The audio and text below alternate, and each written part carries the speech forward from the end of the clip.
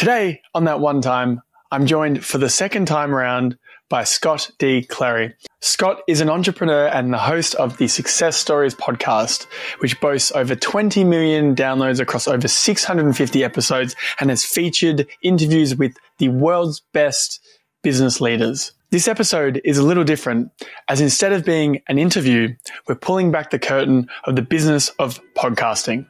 If you've ever thought about starting your own podcast or want to level up the one that you have, this deep dive is for you. Scott shares his journey, challenges, and the strategies that has propelled his success. We also explore the A to Z of the key elements required to create and build a winning podcast.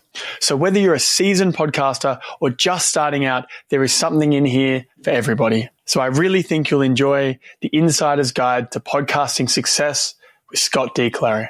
And if you find value in this episode, please follow us, give us a rating on Spotify, or like and subscribe on YouTube. We're on a journey to 1,000 subscribers, and your support means the world.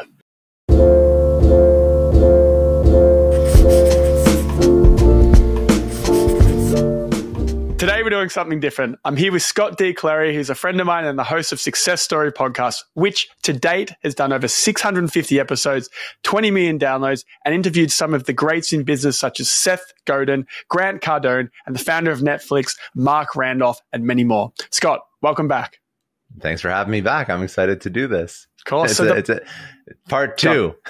Yeah, part two. We're going to be doing a deep dive into the podcast business, how to run a podcast, the stories, the ideas, the directions, some technical analysis. So yeah, let's get into it. So, let's start with your story.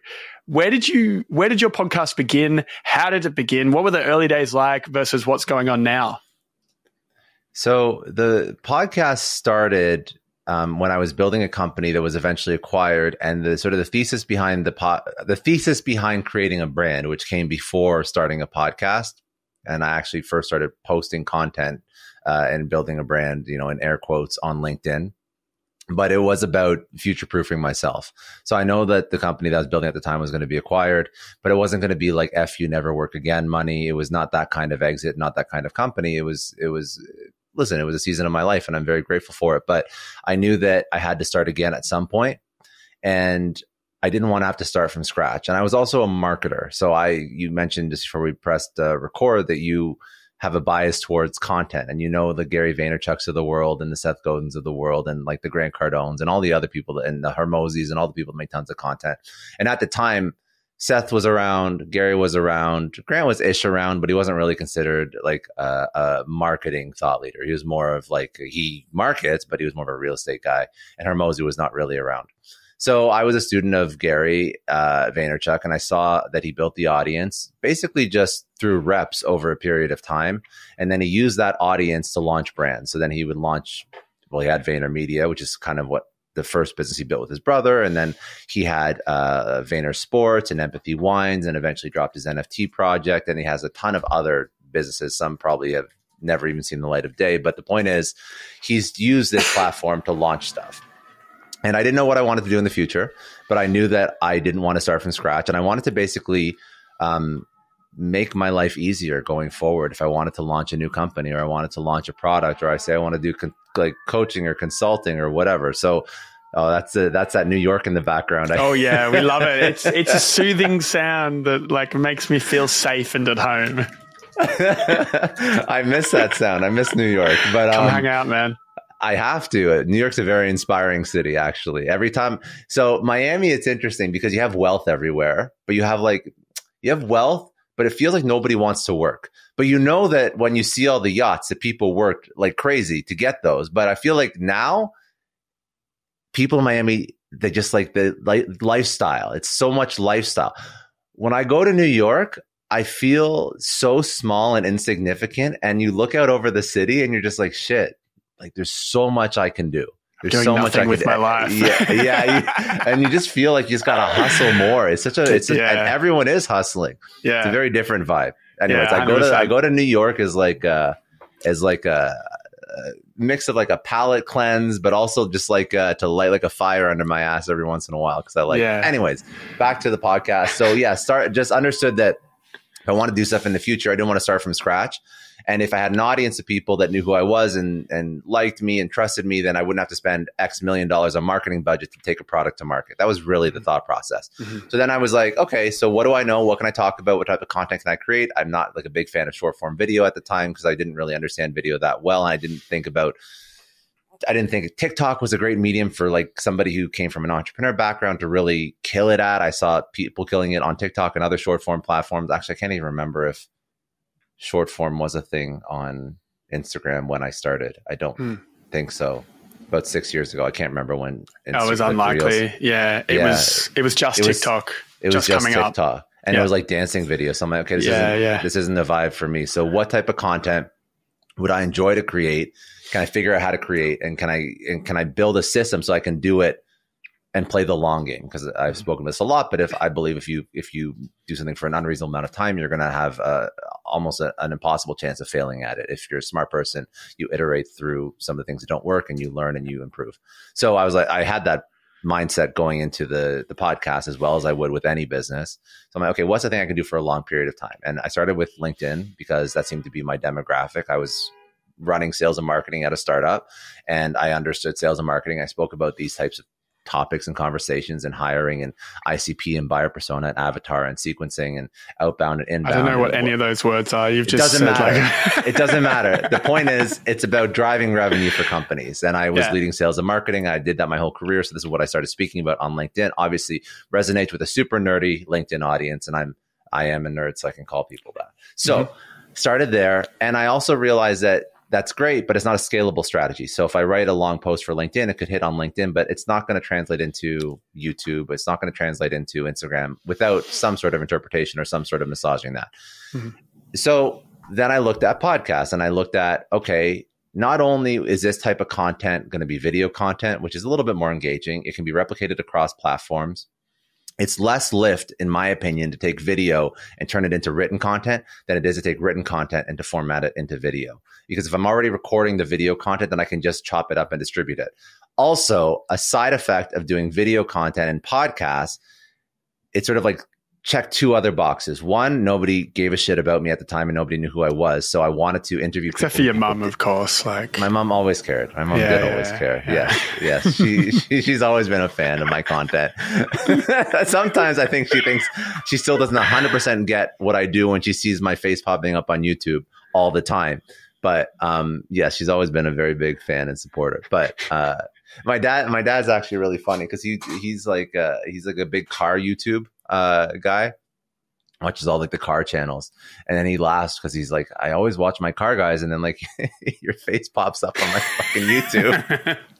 Like he's not watching. I don't think maybe he's watched some stuff. I don't think he's watching a ton of like entrepreneur interviews. He's like this. I don't know what my son's doing here, but whatever. Good for him. Yeah. But anyway, a good way to explain it that I've used is like it's basically a new form of like CNN. You're creating a show that doesn't distribute through a TV channel. It's true, but it's such a hard concept to wrap your mind around when you build it from scratch. Yeah, because you own the distribution and you build it from scratch, and that's a very novel. I mean, it is new. Like it's not like it's not new and strange for us because we live it, but it's new and strange for a lot of people. I mean, Joe Rogan having more impressions than like Fox and CNN. That's insane. That's absolutely insane. Yeah. So, but it is new media. It is, you built your own distribution channel. Yeah. I mean, like I dated a girl a little while ago and she was an influencer and she would always like get weird when someone asked her what she did for work. And I just said to her, like, just say you work in media. You run a media company. Like that is the core of it. It's so funny. Gina. So my better half also, she has a massive Instagram account called My Therapist Says. They've been doing it they have like 8.3 million followers, and that's their whole business. They built it with their sister. She built it with her sisters. And it's so funny. She also, I mean, she knows what she's doing. She built a massive company around this, but like when somebody asks her what she does, like there's been all these different versions of an answer. And I'm like, this is just like, you're not just an influencer. Like you built a media brand. Yeah, like it's a media business. You have 10 different assets that have X millions of followers. Like this is, I mean, like they've hit over 100 million US impressions per month. Yeah, wow. They're not always there, but like they've hit that number. That's like phenomenal. That's a wild amount of impressions. Like I wish my podcast did 90 million impressions a month. hey, we're still going. That's wild. So, I mean, you are a media company at the end of the day. And it's funny because you go through this journey of all these different identities when you're building your content, because you're a creator and you're an entrepreneur and you're a founder, and then you're also a media company and you're all these things all at once. But it's probably an interesting conversation about the psychological component of entrepreneurship and what you identify as. And I'm not an expert in that by any means, but I there is something interesting there when somebody asks, what do you do? And the first answer that comes to your mind. And that's a really good signal as to what you're focused on or what you're not, and really where your energy and your passion goes. But anyways, so podcasts seem to make a lot of sense. I could bring in guests. And again, not every podcast has to be a guest interview. But for me, it was like, I want to tap into other people's audiences because that's how I'm going to grow, because originally no one knows who I am and nobody cares about me. And that will eventually change as you grow and you become a creator in your own right. And people actually do show up to your show for you, not the guest, but day zero, nobody knows who you are. And then again, so super scalable content strategy. Record the podcast, turn into all these derivative pieces of content, simultaneously tapping into other people's audiences, which is a helpful growth mechanism. And then the last thing that I really liked about podcasting is it was a medium that I enjoyed. And that's probably the core of it. Yeah, I think so. I've thought about this a lot. Like, I enjoy long form content. I enjoy content that has context. I don't enjoy clickbait. I don't enjoy short form that doesn't really provide value. I also don't enjoy people who oversimplify complex topics or who are not genuine. And I found that podcasts, just if you speak to somebody for 2 hours, it's really hard for them to bullshit you for 2 hours. And also, it's not even about the bullshit. It's just about oversimplifying things that are not simple. So I enjoy listening to a podcast because I get like the real answer or the real insight from that person. I also believe that, I have very strong opinions about books. I think that books are edited and filled with fluff from the editor just to hit a certain word count.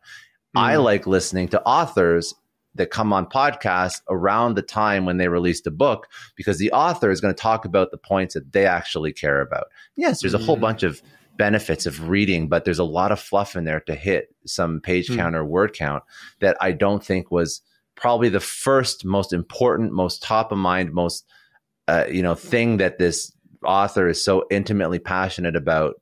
That's not 100% of the book, but I do want to know what that is. And I can do that through a podcast, which is, obviously I'm a fan of the medium because I do it, but that was really that was the kickoff.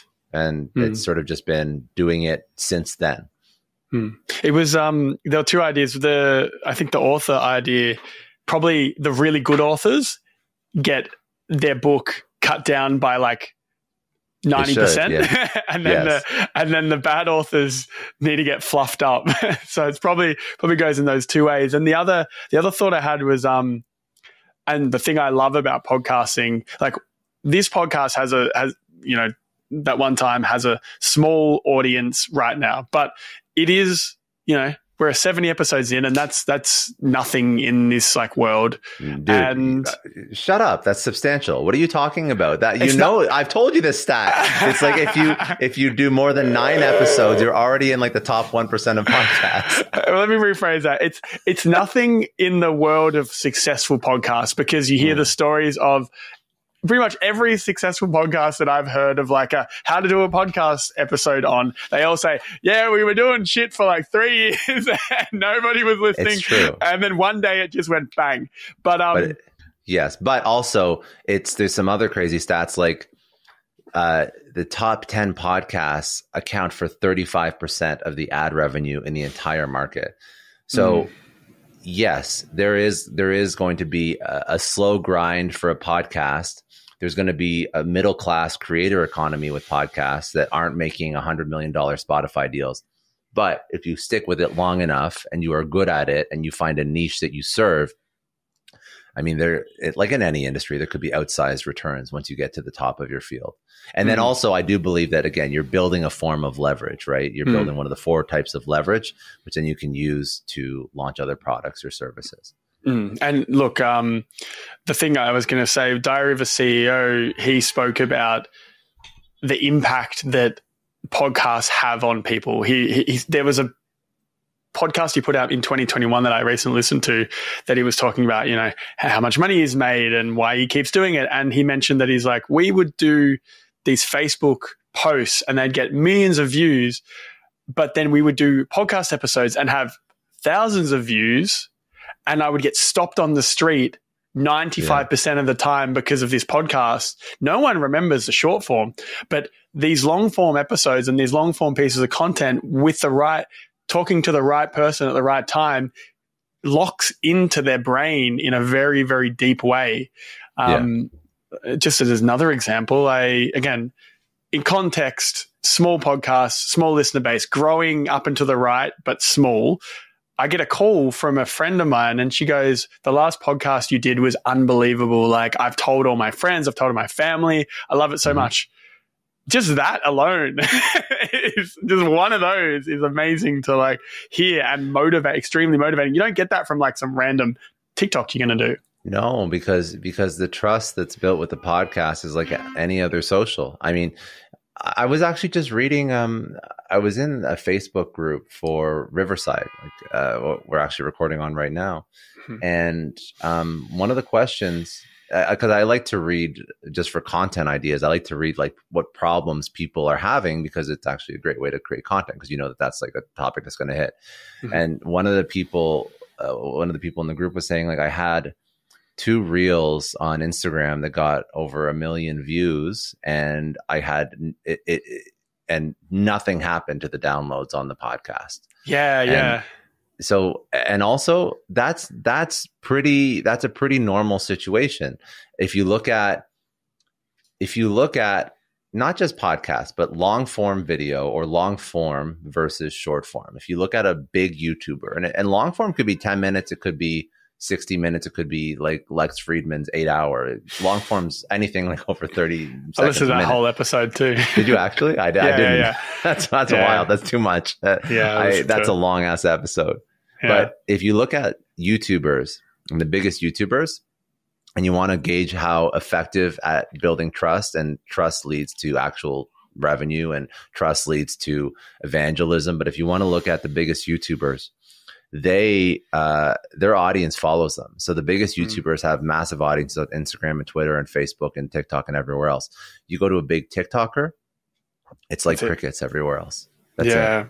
They can have billions with a B views on TikTok and have like 100 Twitter followers.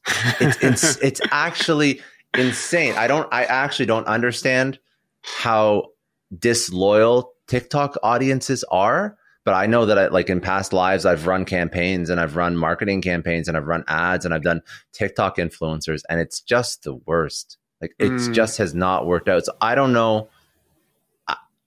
I don't know what it is. I know that people scroll and maybe they just don't build an affinity with the influencer or the thought leader on TikTok like they do. But I see the signals that it's just not an effective trust building platform. It's like almost like if you think of social as like a funnel, I would say like TikTok is at like the top of the funnel. And then YouTube could be somewhere closer to the bottom where you're trying to get closer to like conversion. But TikTok is just like awareness. Like I want, like if I'm using TikTok, I just want somebody to like, not everyone's going to be a Charlie D'Amelio. I just want somebody to like see my face once. And then in a month or 2 months, when they finally stumble across my YouTube or my podcast, are like, oh yeah, I remember him. Let me see what this podcast is about. Like that's the conversion, but it's not going to be like, and then they're going to listen to the podcast and they're going to become a subscriber or they're going to buy my product or service, but it's not going to be like, from my experience, TikTok directly through to lifelong fan or high value customer. Well, it's probably because if I'm thinking this through in any meaningful way, TikTok, there's like low intent. Like you go on TikTok, you're scrolling through a For You page, you're getting fed an algorithm. Yeah. You're watching low intent, low impact videos, and you're not making any personal choice to get to that point. And then the other one, I think the other reason why I think YouTube's very, very powerful is you have to, it's rare you're going to see the same creator over and over again without a follow. So you like someone, you follow them. There's like the first point of intent. And then let's just say a podcast or a weekly video or something. I did an episode, I can't remember with who, but they said that, I think it might have been, I think it was, my brain just went. What? Forget about the person. What did they say? So like out of my head. Anyway, so I did a podcast recently with a guy, and he mentioned that he would build trust through spaced repetition, consistency over a weekly check-in with his staff resulted in much more trust to occur. And you could do that with your business partners. You can do that with your relationships. You can do that with strangers. So the idea that every time spaced repetition and showing up consistently builds a basis of trust in all components of the human interactions. So if you model that directly to content, that could be a weekly show. That could be, a daily show with Oprah. You're there every day, same time. You're doing a podcast release at 6 p.m. every Thursday, same week, same time. It builds that genuine trust that is just part of the human interaction. But TikTok does not in any form. TikTok is just chaotic. And by the way, that strategy is a pretty common strategy. So even in, again, talk about sales, like you have to have, depending on how expensive your product is, 15 to 17 touch points with the customer before they trust you. Enough to make a buying decision. So that could be a call, that could be an email, that could be them going to your website. Like it's not necessarily spaced out in a cadence like what you're talking about. If it could be, that'd be phenomenal. But yes, that's a very common idea, and I think that it's actually very smart for content. And the fact that, again, it's a little bit different if you're trying to structure this idea around somebody buying a product or service because they need this product or service. In content, the thing they need can be found anywhere. It's not like there's 4 or 5 vendors that they have to look at to buy this thing. The thing that somebody needs when they're looking at content could be entertainment, it could be distraction, it could be information, it could be humor. There's a couple different things that people actually need and get out of content. But it's almost just like there's so many opportunities to get it that if you aren't dialed into one person and if you just see them flip through your screen, great. But I can find content just as good, if not better than that person in the next 20 slides or whatever, the next 20 TikTok things. So it's just like it's a commodity. It's just pure commodity, and there's so much of it. So it's just really hard to gain the trust with somebody. Now, the inverse would be if somebody discovered you on YouTube and watches all your content, and then they go follow you on TikTok because they like you and they want to just consume you everywhere and they trust you, but the trust has to come from YouTube first. It's very rarely going to come from TikTok first. Yeah, exactly. So moving into your story a bit further, what was the point of inflection? Well, I think the idea, when I think inflection point, I think something that had to happen that pushed me towards starting a thing. So maybe, let me reframe that question. So you started the podcast, it started going, and then was there a moment in time where you saw that it was really clicking? And how long was that? And what do you think pieced it all together? No, not at all. Really? Not at all. I would say that because I don't want people to think that there's a point where it just gets a lot easier. The same workflow that I did in the first week of creating that podcast is more or less the exact same as the same workflow that I do now. Now, what has improved is I'm a better interviewer. I have better guests. I have a better team supporting me, which then creates a flywheel, which drives more revenue, which allows me to promote it more, which allows me to get better guests and hire better people and just do more and better. And I mean, the podcast growth has really been like, just anybody who's listening who's created a ton of content on other platforms usually can equate their success to a viral moment. That's what I've heard from people that have built on other platforms. Like there's like one tweet that got shared by somebody huge, or there was one TikTok that went viral and then you got 50,000 followers. For a podcast, I have found that it is very much like this linear growth, significant, like linear growth. And the reason why that is because there's no organic discovery on podcasts, which is also why I also focus on YouTube a lot.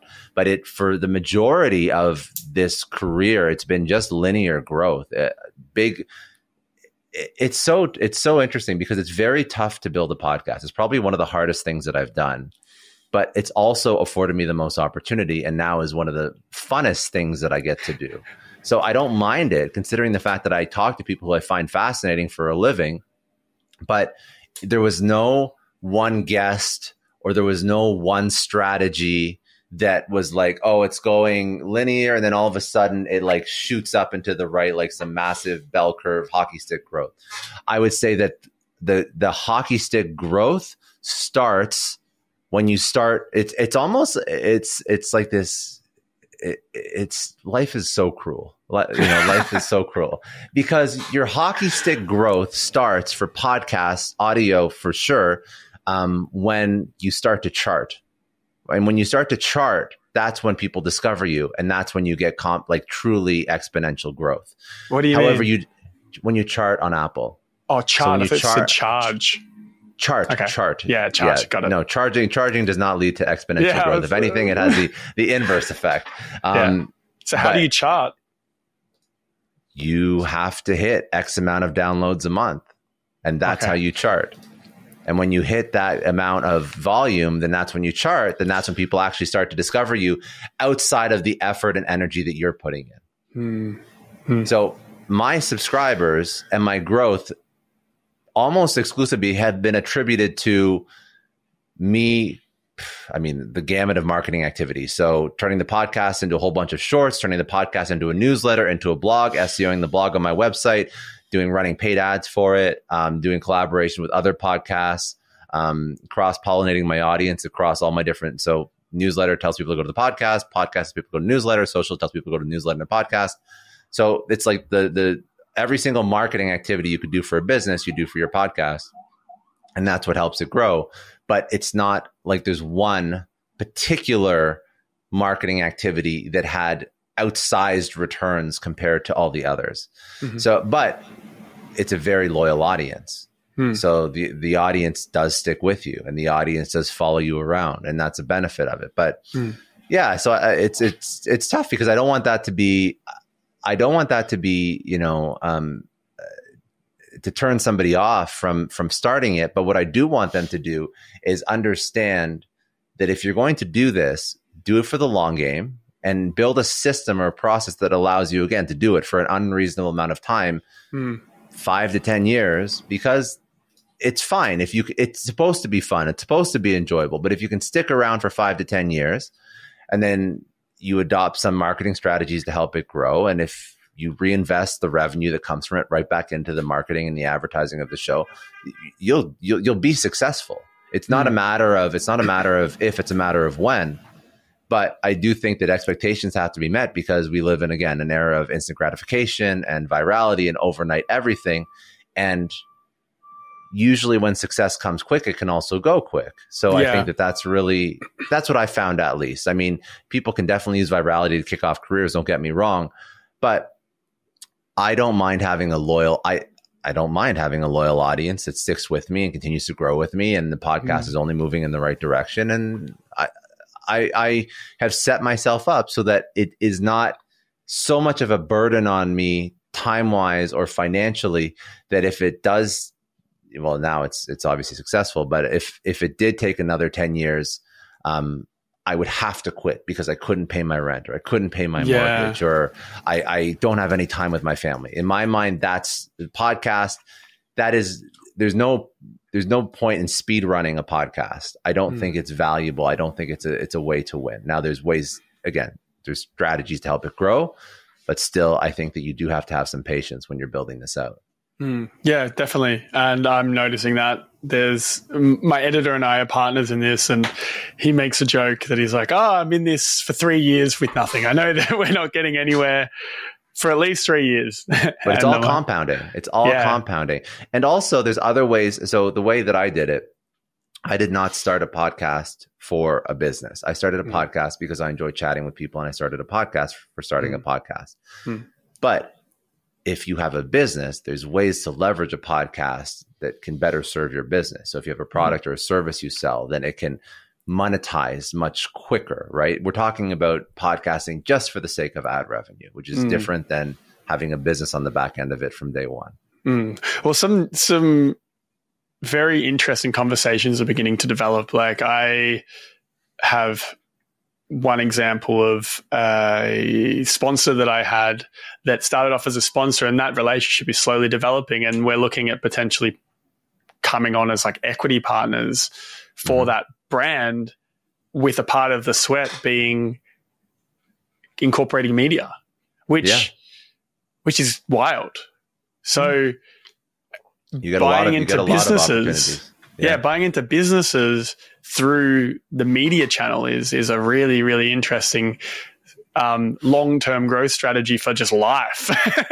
Well, look at 20 VC with Harry. He started a VC focused podcast, and I'm pretty sure that's how he raised his fund. Yeah, and now he has a nice little portfolio of companies.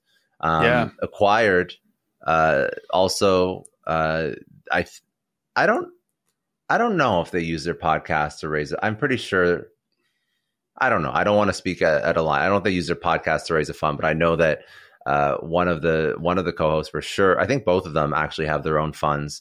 Again, business focused podcast. I'm sure at the very least it gives them access to deal flow because they have such great connections, right? So even if it's not directly like they're advertising, they're raising a fund and they're going out to some of the listeners to raise as GPs. It will give them access to deal flow. And also I know that, the opportunities that you get from doing this, they're huge. I've spoken at Inbound, which is a massive business conference put on by HubSpot for the past 3 years. And it sort of kicked off like a little bit of a speaking career for me. And now I speak at a variety of different spots. And those acquired guys that I just mentioned, again, that's a very large business podcast. And they just did a live podcast interviewing Mark Zuckerberg at the Chase Center in what is it, SF, I think. And that was put on, and that was in front of 10,000 people. And that was put on by JP Morgan, who is their title sponsor for, I guess, this season or last season. So like the opportunities are absolutely huge. And there's going to be ways to monetize and just basically just improve your life in a variety of ways, or build a bigger brand, or whatever you want to accomplish if you start a show. And the reason is because you are just exposing yourself to so many ideas and so many people that the advertising component really, if you zoom out and you look at the impact, it's so small compared to the impact it's going to have on your life. Yeah, really. I know I don't want to sound corny, but it's true.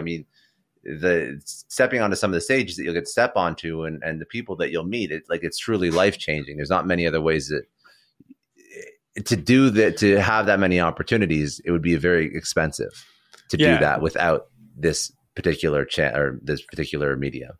Yeah, well, look, using the recent guest that I've had, which is the biggest guest I've had, outside of you, of course, was Chris Voss.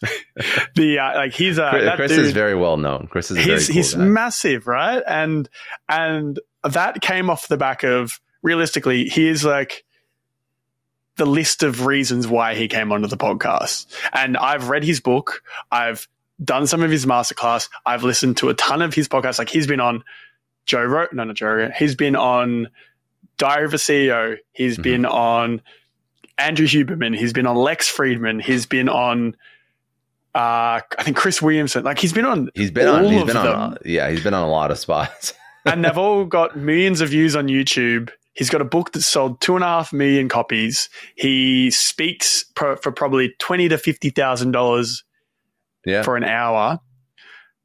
And again, I know you say that I'm in like the top 1%, but as far as I'm concerned with where my goals are at, we are at the 0.5% of where I want this to be one day. But just by the sheer fact that we have at this point, I got to sit down with him, camera to camera for an hour and 15 minutes and talk to him about whatever the fuck I wanted to talk about. I know, it's amazing.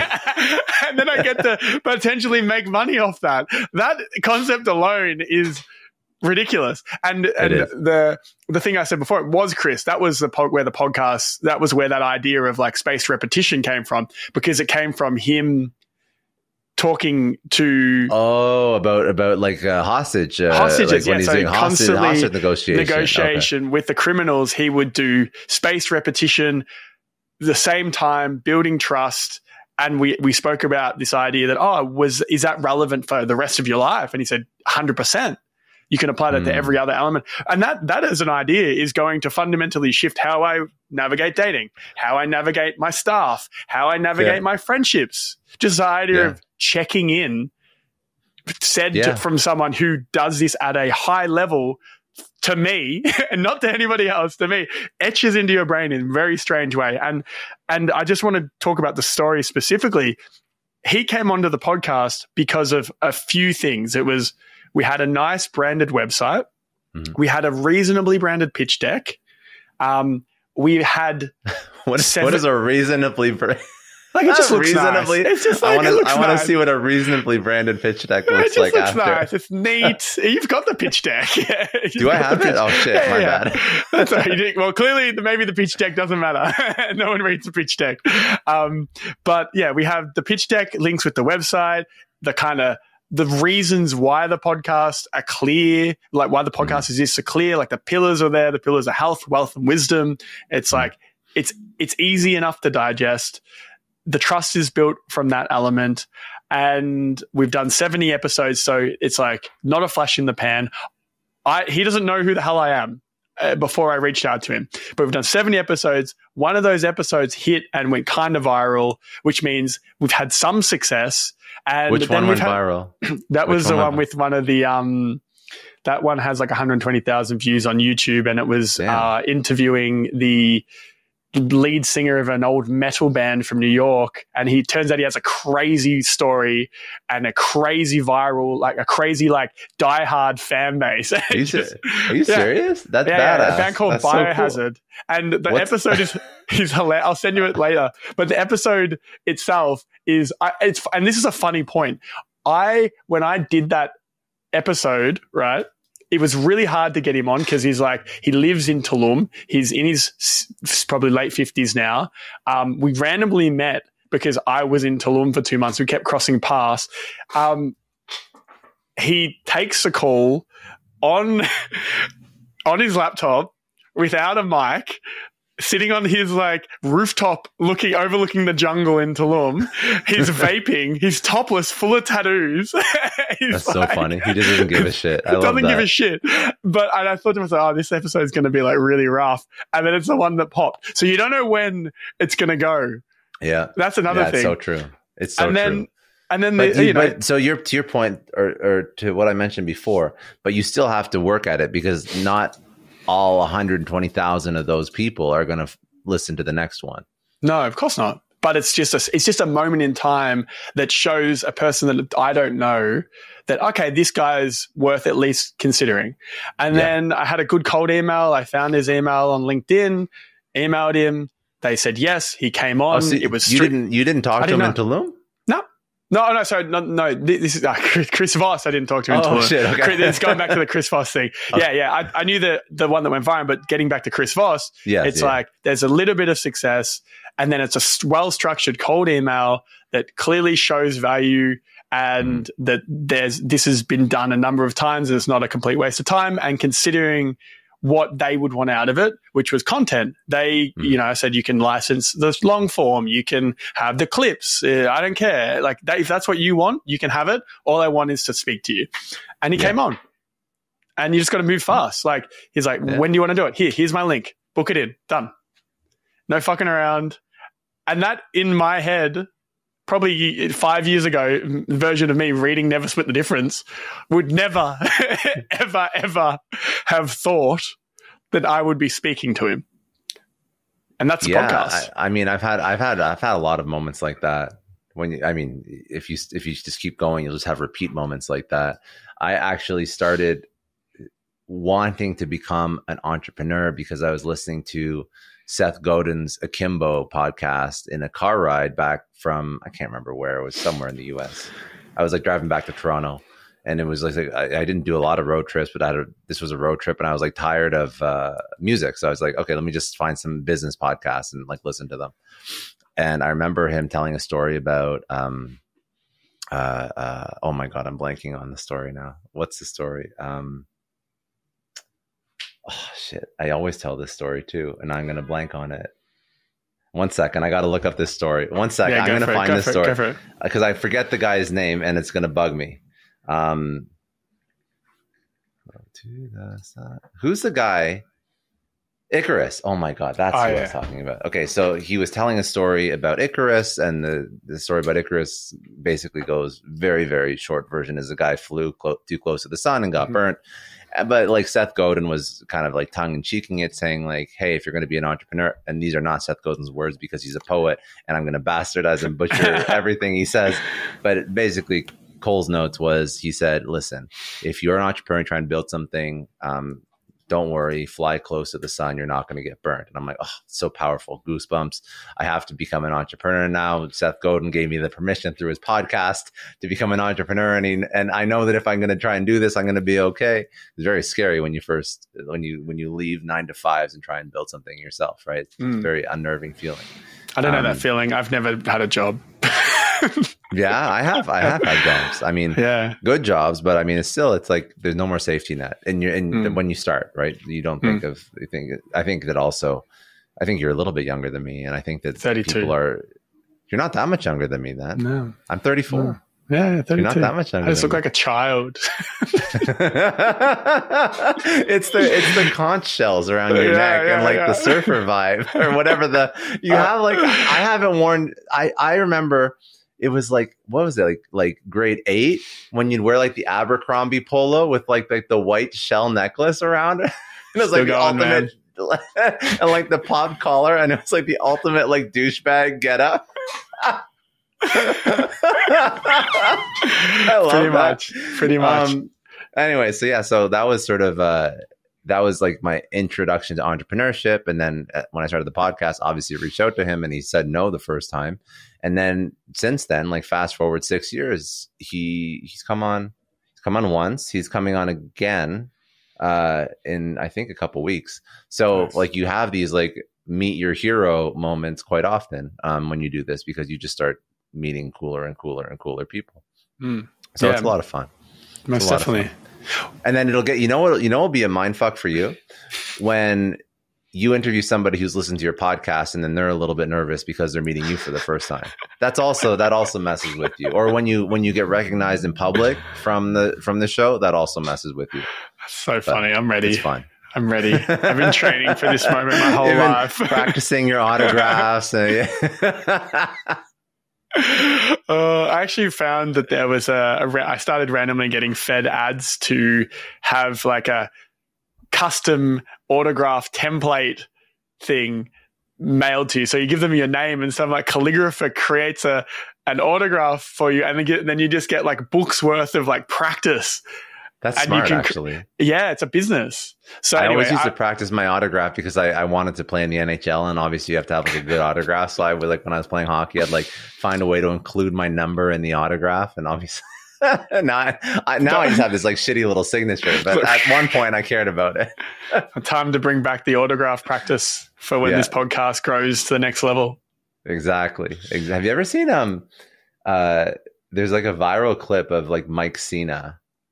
signing all of his own merch before like WWE whatever events, and he like would sign like 10,000 pieces of his own. But merch. you mean John Cena? John Cena. I'm like, John is Cena. that his little brother? Oh my God, John Cena. Oh man, it's a Friday. Yeah, no, you're okay. I am shocked that I'm doing this much of a deep dive on podcasting on a Friday, but then I realized I'm just bullshitting half the time. Yes, John Cena. My God. I don't know who I was thinking of. Yeah, so he signs all his own merch, and he was like, there's this viral clip of him signing like, it was like 10,000 pieces of merch, and it took him like it was like an hour and a half, and he's just like, his hands like killing after. So you know what? I can only hope and pray that one day I have to deal with problems like that. Yeah, that's a crazy problem to have, isn't it? But there's always problems, regardless of what you're doing. There's always challenges. You're always doing that's true. Strange. Those are very good problems to have. Definitely. Hey, look, I want to deep dive a bit more into the podcast business itself. We've spoken a lot on a high level. So you mentioned there's different pillars of content. So what are the different content pillars? So in terms of just like where the podcast goes after it's goals for people. Sorry, what are the different reasons why people listen to content in the first place or view content? Like entertainment, etc. I think that there's a few reasons why people listen to content. I think that deep down, their reasons they probably stem from social interaction or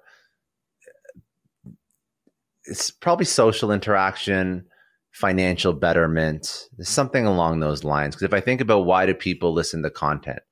Yes, they want to learn, but why do they want to learn? They want to learn so they sound smarter with their friends, or they want to learn so they get the next promotion, or they want to learn so they can start a company.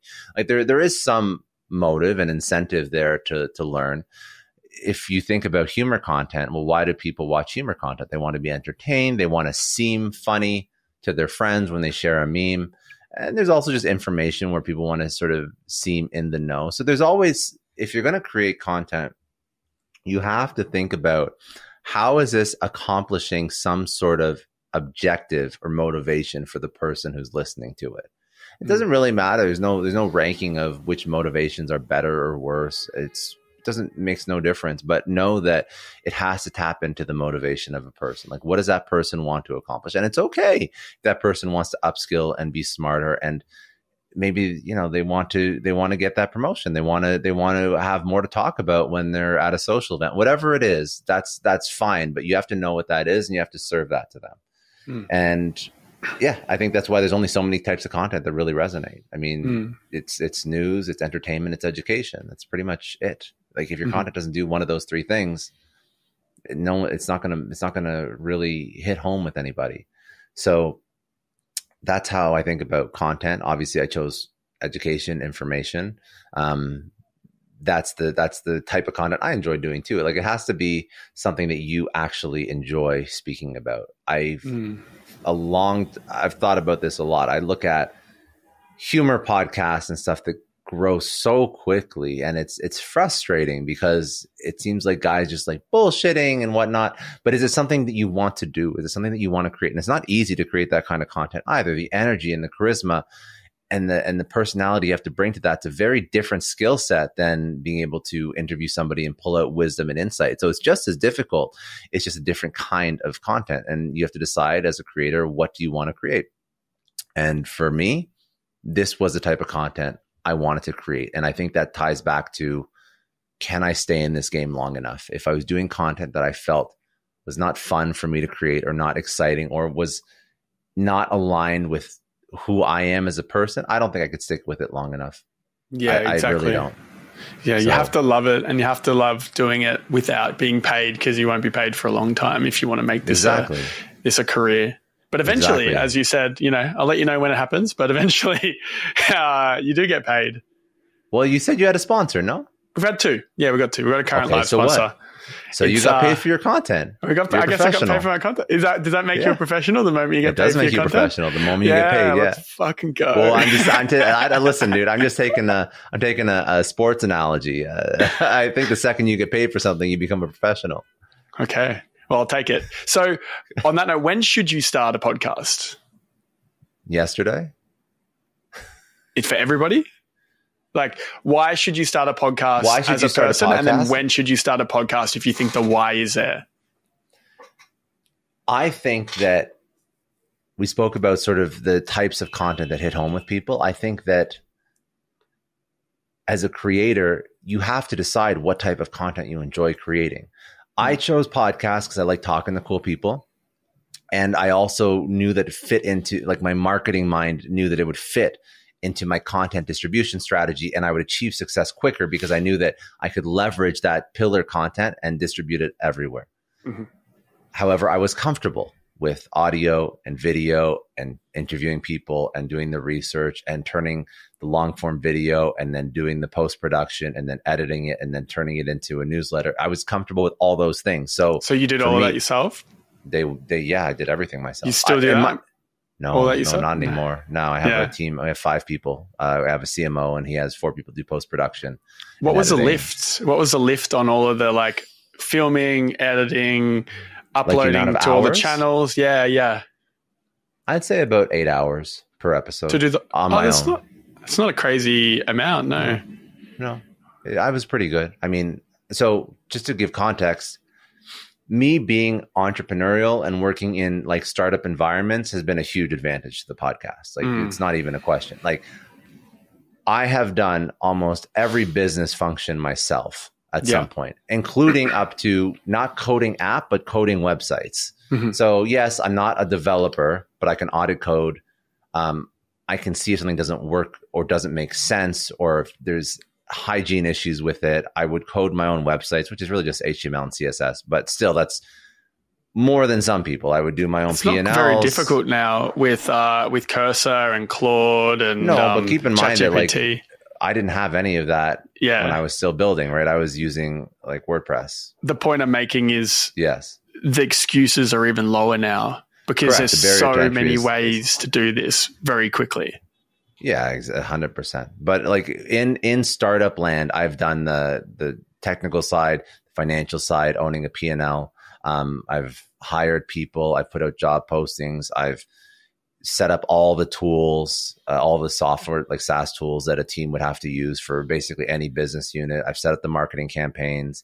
I've set up like the ads and done the targeting. I've done the sales sequencing. I've done the sales call. I've done it all. I've done everything. So for me, it was like, okay, what's the type of content? I already know how to do all the tasks associated with distribution and growing an audience. So what's the type of content I like to do? If I wasn't sort of like this startup in the weeds person, then maybe podcasting video is like very overwhelming for me. And maybe I just want to write, which is also cool. But the point is you have to understand your strengths, right? Your strengths. What is it? The Ikigai, which is I think like your strengths, what the market needs, and what you can monetize is a rough something along those lines. Yeah. Ikigai. Yeah, it's like basically you see some Venn diagram of what you're good at, what the market needs, and what you can monetize. And this made a lot of sense for me. Now, again, if we're talking to all creators, maybe you find that your content or the type of content you like to make is more short form content, or maybe you don't like being in front of a camera. Like Gina, I mentioned, my therapist says earlier, she does memes and they built this massive media portfolio of companies that have a whole bunch of memes, and they started their account when there was like Betches and Fat Jewish and Fuck Jerry and all these meme accounts, a lot of them in New York. A lot of people in New York know my therapist says it's one of their largest audiences. Actually, if you talk to most women in New York, they'll follow my therapist says, or I'm not joking, you do it as an experiment. But if you don't like putting your face out there, there's an option. If you don't like putting your face out there and you're a great writer, start a newsletter on Substack, Beehive, ConvertKit, whatever it is. So yeah, you got to figure out what you're comfortable with, because what you're comfortable with is going to tie back into the first idea that I had, which is you're going to be able to do it for a long enough period of time. Yes, there is something to be said for pushing yourself outside your comfort zone. However, pushing yourself outside your comfort zone to take on a brand new thing when there's not even money involved, I'd say is not just pushing yourself outside your comfort zone. I say that you're almost setting yourself up for failure. So I would say, oh, there's Ikigai. Here we go. There. Yeah, Ikigai. So we've got what you're good complicated, at, what you love, what the world needs, and what you can be paid for. So basically, the passion is what you love and what you're good at. Mission is what you love and what people need. Vocation is what you can be paid for and what people need. And then all four are the combination. That is your Ikigai. Perfect. So now we know what Ikigai is. Now we know.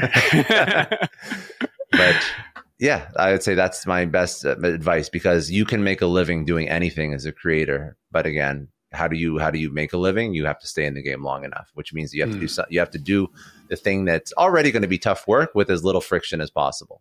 Yeah. So on that note, what do you need to have, maybe equipment wise, skill set wise, basically to be a podcaster? Yeah, to start a podcast. So to start a podcast, you definitely don't need to do what I'm doing right now and what you see on like Diary of a CEO, which is I think like 6 cameras or 5 cameras, 7 cameras. I noticed because we model off all of the really big podcasts and try and like take ideas from that we like and put into our spin. But I noticed that the in-person podcast, which is crazy, they have the mic, and then on the mic is a camera. I was like, that's such a good idea. So there's a mic. And there's a camera pointing. Yeah, it's like a mini camera pointing to the other person on the other side.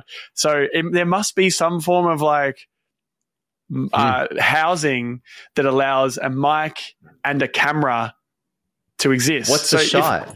What's the shot? The shot is like the front from like face to face shot, if that makes sense. Oh, so the mic's okay. there, goes that way, and the camera shoots to the guest, and the other camera shoots to the host. And it's like I've never seen them cut to that angle. You'll see it now. If you look at the new ones and you look at like the setup, you'll see it if you really look into it. I was like, that's a brilliant idea. Anyway, that's smart. That's very smart. So that would make it so that, because they have one camera on a track, which I have, and then they have 2 cameras, and then I think they have another 2 cameras. So 1, 2, 3, 4, 5, and then then the mic cameras would be 6, 7. 7 cameras. 7 cameras. So. That's not what you need to start. No, you don't need that. But this guy had a different goal. Like, he already made his money. He didn't give a shit. Yeah. He was having fun with it. He was like, if we're going to do it, I want to do it. I think he said in 2021 in that deep dive episode he did, he's like, we spent $100,000 on our setup, or like 80 grand. Some just a big number. And, another thing, I did an episode with Kate Tolo, who works with Brian Johnson, and she went on Diary of a CEO, and she said on my podcast that he has a button that clips under his desk, this little button that presses every time he has a clip. So he, like, in person, can clip moments that then the editors can I don't even know how that technology would work. I think that's very custom. He would have something. He would have to. Well, it depends on but you can feed information back to the cameras if you have the right setup. Like if you have like Blackmagic cameras and Blackmagic mixer, I think you can feed information back and forth. I'm like technical enough. I'm not that technical, but that's very interesting. But so to start, you don't need any of that. I mean, to start, I would say audio quality matters. So you can get, it's all put away now. You can do like, what's that? This is a Shure SM7DB. Yeah, which is what I've got as well. But you don't need this. This is with the lifter included. That's about $500, which is expensive again. But there's the little, oh my God, Yeti, the Yeti mic, which is kind of like the de facto starter USB mic. That's a good start. There's also a Shure mic, which is like $180. It's something cheap. Yeah, there's also a Shure mic that is USB, because this is XLR. So you could get a Shure mic that's USB that plugs right into your computer, which is also easy. This is what I'm doing. So I bought, after the recommendation from you, you said to get the Shure SM7B, because I was on the little Rode mic. Yeah. And it just didn't sound as good. This is the Shure SM7B, not the DB, because the DB has like the lifter, and then I bought a separate lifter that also turns into a USB-C, and then that USB-C goes into the laptop. Yeah, so that's perfect. So it sounds great. Yeah. And I think if I remember the first time you were pitching when we first started, then I had to get you to turn down your volume. Yeah. I completely fucked it up. Yeah. No, I didn't fuck it up. Because I caught it, but I don't. I fucked it up. I was doing like 10 episodes with those settings. I didn't even realize. How good does it sound now? It sounds phenomenal now. It's completely different. It's a whole nother level. Yeah. That's so yeah. So I would say, listen, USB mic, Yeti is fine, or you can go a little bit more expensive. I personally recommend that you always start with video, because then you have the content to clip out. Riverside is a great platform for recording. You can use Zoom as well. It works just as fine. Riverside is going to get you a higher quality recording because it records locally and it uploads after the fact. I actually switched back to Zoom. Funny enough, I switched back to enterprise. Interesting. Zoom.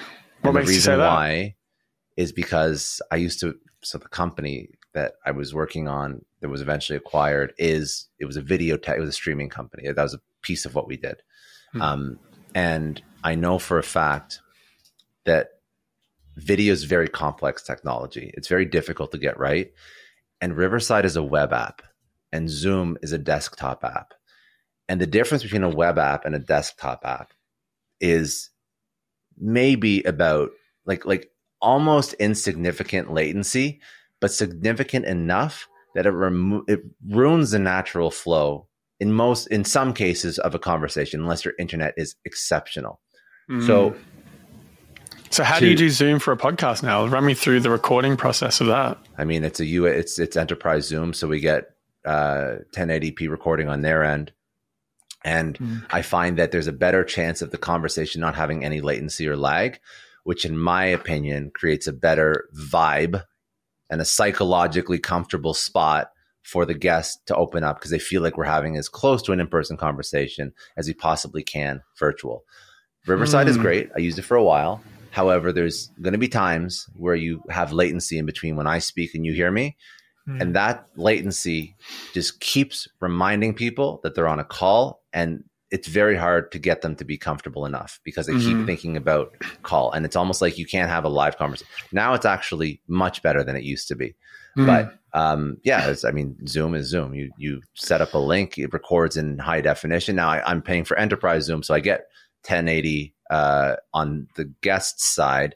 And on my side, my camera, this is such bad advice because we were supposed to talk about how to get started, but my camera is an FX30 and my FX30 can record at the same time as it streams.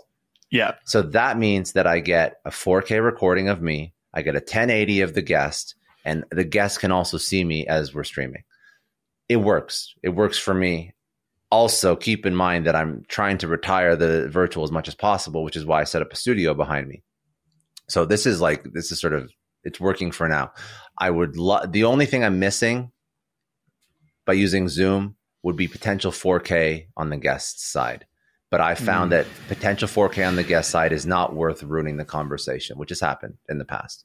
That's the only thing. So, and Riverside should take note and actually turn it into an app, because then they would blow Zoom out of the water. I think they have an app, but it's not a very good app. So it's just because if you download a software on your computer and you load it and you work through that, it will always be better than web. Web cannot work as well as an app ever. Yeah. Like full stop. The technology does not compete. Anyway, so to start, ignore everything I just said. To start, you need Riverside or Zoom. You need a mic. And then you can use your phone, which is probably you can get a webcam. If you want to get a webcam, get like a Logitech Brio, which is wild to think that I think it's been out for like 6 years and it still seems to be one of the better webcams available. Or what you can do is, I did this for a while. There's an app on your phone, and I'll tell you exactly what it is, but it turns your phone into a webcam. And I found that everybody has a phone, which has like a great camera on it. So the phone as a webcam is going to be a better, it's going to be a better camera than like a Logitech Brio. And the app, or any webcam really, and the app is called Camo, Camo. And it turns your phone into a webcam, and it's phenomenal. And then you just need a little stand to put your phone on. And make sure you put your phone on Do Not Disturb or airplane mode so you don't get a call that kills your video halfway through the podcast. But that's how you start. and then you pick a hosting provider. Obviously, I just told you to record video, so you're going to be recording video. You're going to post that up on YouTube, and then you're going to go to Megaphone or Libsyn or Red Circle. I use Red Circle right now. I've used Megaphone in the past.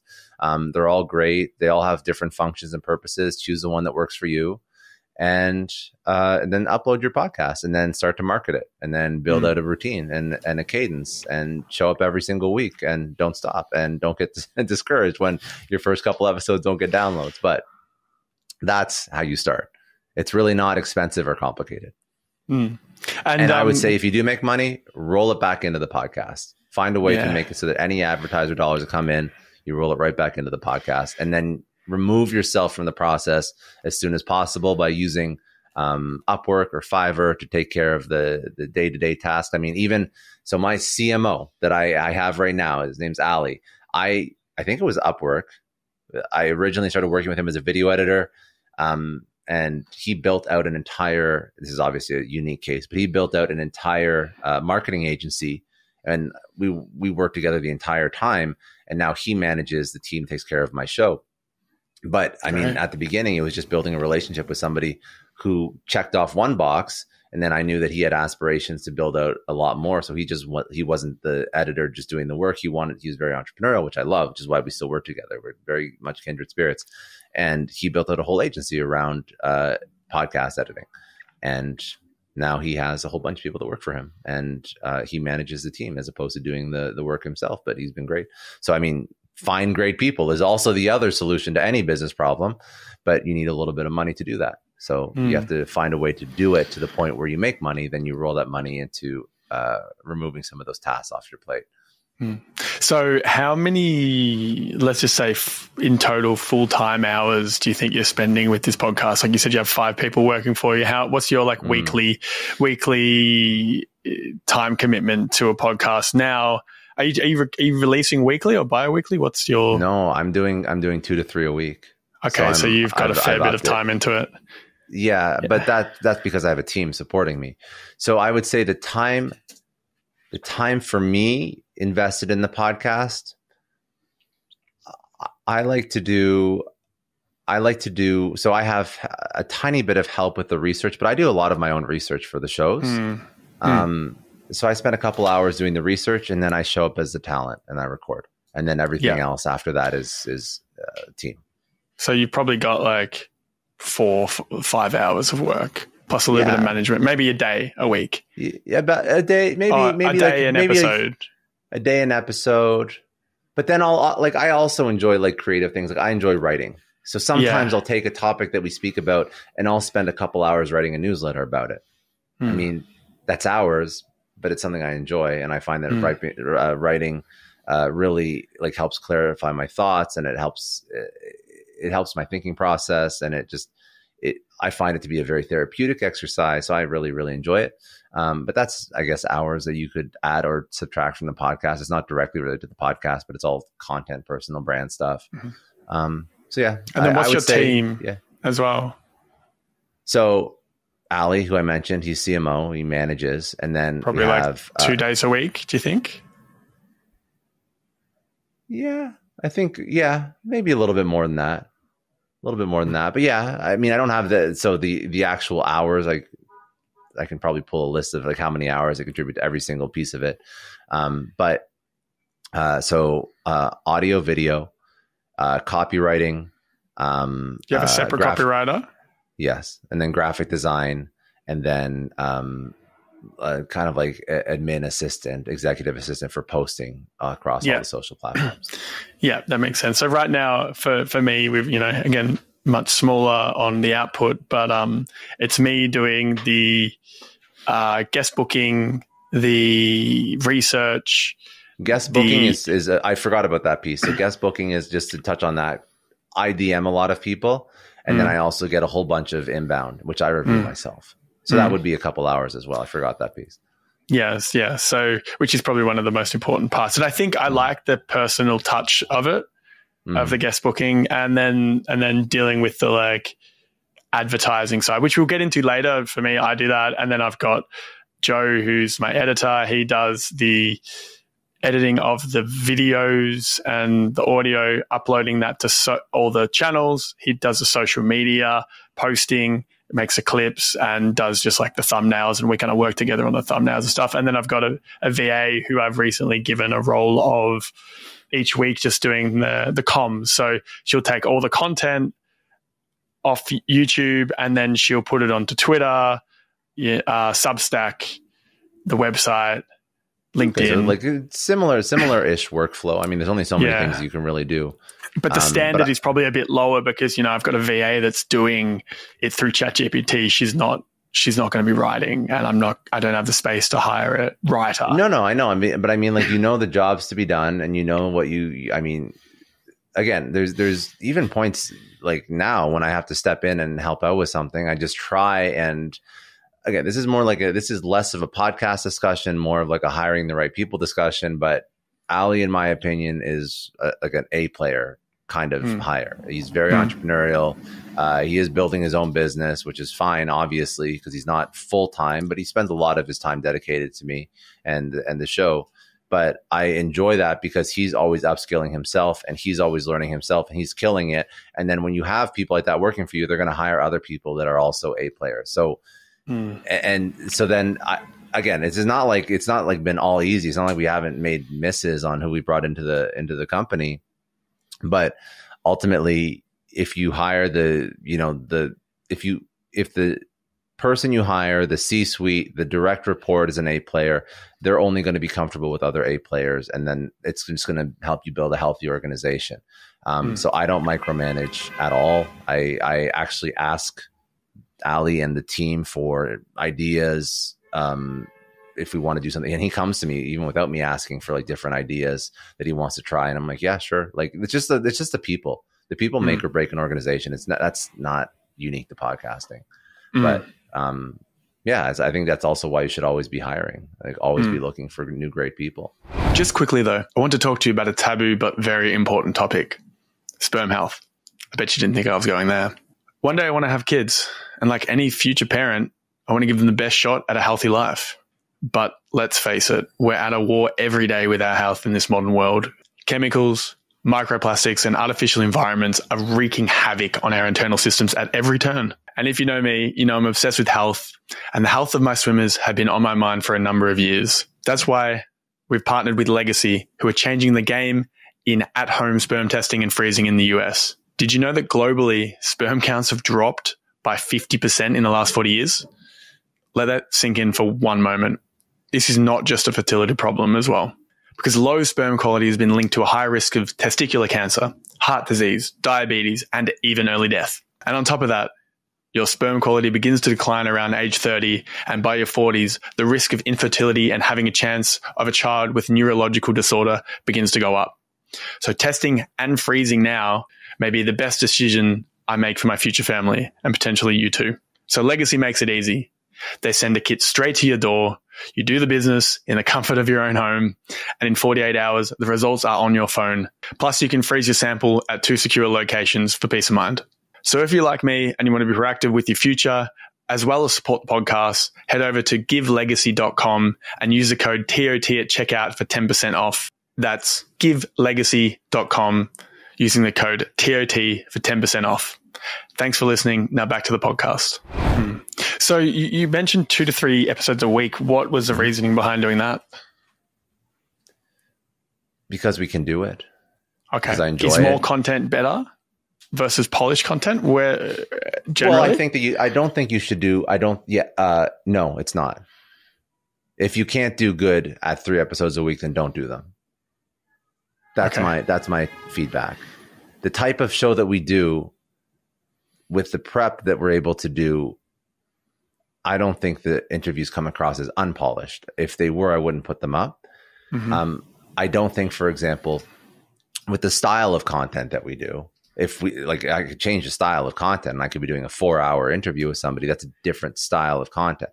With an hour to an hour and a half interview, I feel like the quality of the content is very good.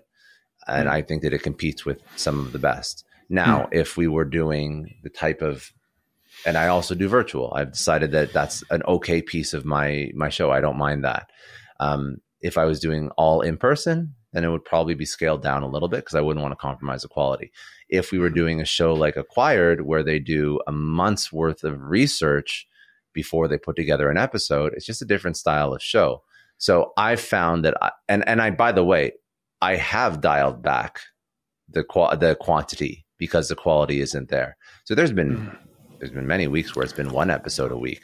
We've just built out a process that I think allows us to deliver quality and quantity at the level that we're at repeatedly. And if I felt like if I felt like things were hurting or things weren't working well, then we take it back until we get the process, then we can scale up again. And that's always been like, I'll always try and push and do more, but do more better. And if we can't, then we bring it back again. But it never sacrifice. I personally don't agree on. I personally, a lot of people have different opinions. And not to say that there's shows that are not good quality, but there's shows that put out episodes daily and multiple episodes a day, which is wild to me. And I think that you could blur the lines of quality when you start to get to that level. But it depends. I mean, there's news companies that put out news is 24/7 and they're high quality. So it's just a matter. And look at the quality of their content these days. Well, listen. Okay, so in terms of content, it's not quality per se, but it is very highly produced, and it's a huge team that supports it. Right, it's a multi-billion-dollar organization or whatever or industry. So I think that if I could produce a high quality interview once per day, great. The only thing that would be limiting me there would be my own like energy levels and my own. But if I had to push back on what you just mentioned, if I had a full researcher, I don't even know what else I would really need to do that. Probably be research, a really good researcher, and a good booker. Yeah, like I'm talking like paying somebody like $100,000 a year just to book guests. I mean, it gets to the point where I have nothing else to do. If I don't have if I'm not working on anything else, then, well, yeah, I can sit down and talk for 2 hours a day. That's not really that much work. If I had if I had twice as many editors and we could push out, twice as many clips, it's just a money problem at the end of the day if you want to do more. Because most people can handle talking to somebody for 2 hours a day, especially if you do it daily, you're going to get very good at it very quickly. But I think that sometimes people maybe try and rush, and then that's where the quality suffers. But it also depends on your type of content. So if it's more casual and it's less prepared, and it's like two guys just like, if we just like riffed once a day, maybe the audience likes the casual. Maybe the audience likes the unscripted, and then it works. You just got to know your audience at the end of the day. What if you don't have an audience, so you don't know your audience, and you want to create an audience? You talk to people that are closest to you.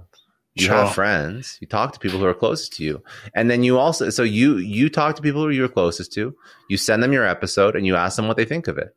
And you're also a consumer, so you have to understand, what do you like? If I was going to create from scratch, which kind of is what I did, I looked at what I listened to, and then I reverse engineered how that happened and how it was put together, and then I started. My first version was something similar to that, and then I've had different people that I've reverse engineered their content based on the type of content I want to put into the world, and I learned from other people, and then I have not the perfect content, but I have a great working thesis as to what works.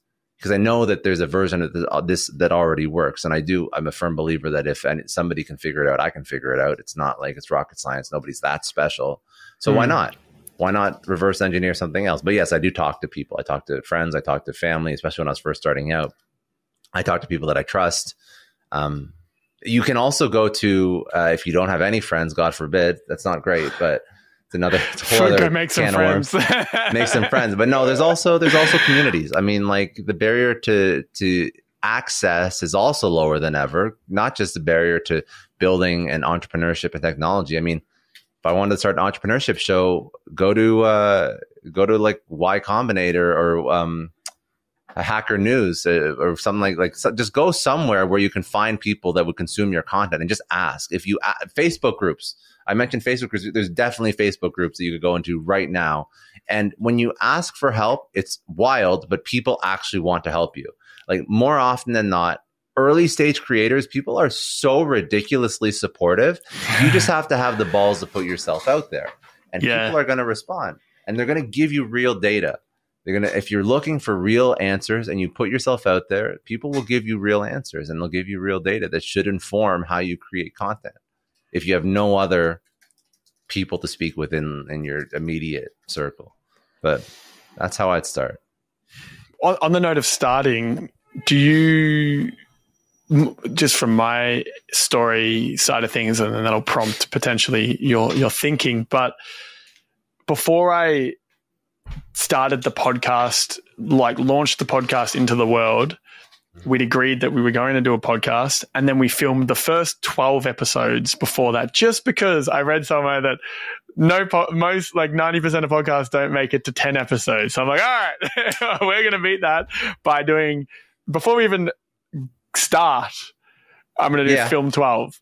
What are your thoughts around how to go before launching? Like, do you just start with one and see what happens, or do you like build out a content library and then launch? What do you think is a better way to do this consistently long term? I think for most people, batching content is a very smart idea, because I think for most, batch creating content before you start, or even batching content after you start, meaning you set like a day up and you do 4 interviews. I think batching content in general is a smart idea, because I think that most people, not all people, but most people are very bad with their schedule, and life gets in the way. And when life gets in the way, you prioritize the things that are urgent and important, and you don't prioritize the new thing, the thing that really doesn't benefit you at all. So again, this sort of brings it back to like setting yourself up for success. If you're going to set yourself up for success, what's the action you have to take to reduce the chance of you failing? So I think 12 episodes is smart, because you know what it does? That third week, it's momentum. And that third week in, when you start posting and, oh my God, I got to pick the kids up, and oh my God, like I have to like work overtime or whatever, or just life happens, or I got a cold, you know what you still have? You have a podcast to post. So you're not going to kill the momentum right away. Now, do you need to? No, of course not. I mean, you could just record a podcast once a week and post it, and you just hope that life doesn't screw you over. You just have a discipline to set time aside. But if it's a new habit, I'm sure that James Clear would have a little bit to say about this, but if it's a new habit, like you have to find a way to set yourself up so that the new activity actually turns into a habit. And I think that taking the activities that reduce the chance of you failing, that's how you win. I mean, if you want to go to the gym in January, well, first, or if you want to work out, you should probably get like a gym membership first, and then you should probably set some time aside and let people know that on Sunday afternoons I'm going to go to the gym. And then it would probably help also if you pick the gym close to your house. You just have to set yourself up for success. So yeah, batch episodes, because it just reduces the chance of you failing and just giving up. I think it's just all these little things are just smart. When you want to go on a diet, why do you eat like vegetables and rice and proteins or whatever? Because it's really hard to lose weight when you're eating a ton of fiber and protein. But you're just setting yourself up for success. If you want to go on a diet, you take all that shit, you take all the junk food out of your house, because it's really hard to overeat if you don't have any junk food in your house. It's the same thing. It's just all like setting your environment up so that there's a really low chance that you're going to fail. Yeah, I agree. And quickly jumping into some more specific stuff, the editing process, editing the video. What's the process for you guys on editing the video and audio? Yeah. So we don't really, so we record in Zoom. I take the raw files, keep in mind, so I'll download the Zoom recording. And by the way, if there's something that I didn't go into in depth enough, feel free to like go there again. I'm in it. So I never know. You probably experience this too. I never know if I'm being too high level or going too much into the weeds, because I just live it every single day. So for me, this is very normal. Yeah, it's basic for sure. But for Zoom, download the recording, transfer the file, which is now like a massive file from my camera. So it's going to be like 100 gig file, which is 4K. This is an interesting point. What's your data management tools like to upload to get to your editors not locally? Because this is where I'm getting in a lot of trouble. Like Google Drive is really difficult. It uploads poorly. It's a whole thing. So what I do is I take the memory card out. I transfer the file, because I don't upload during the day. I could use a second computer. That would probably be the best way to do it. I don't bother with that.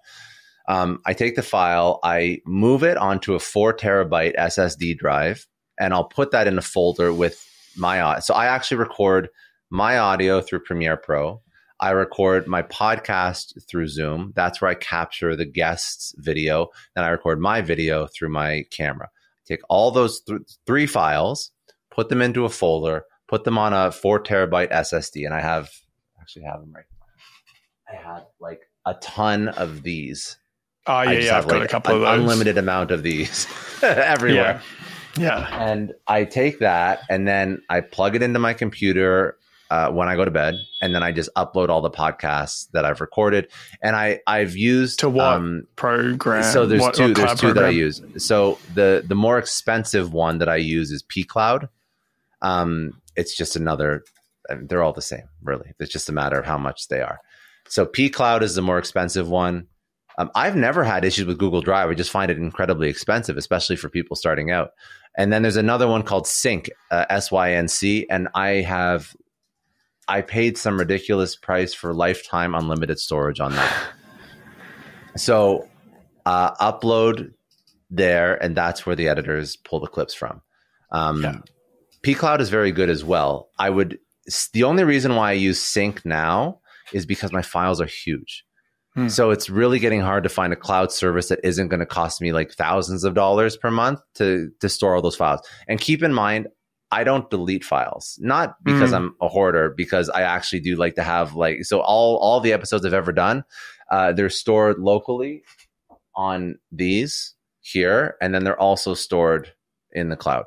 How do you search? How do you track and manage where the episodes are in the by year? SSD? By year, yeah, just by year and by guest name.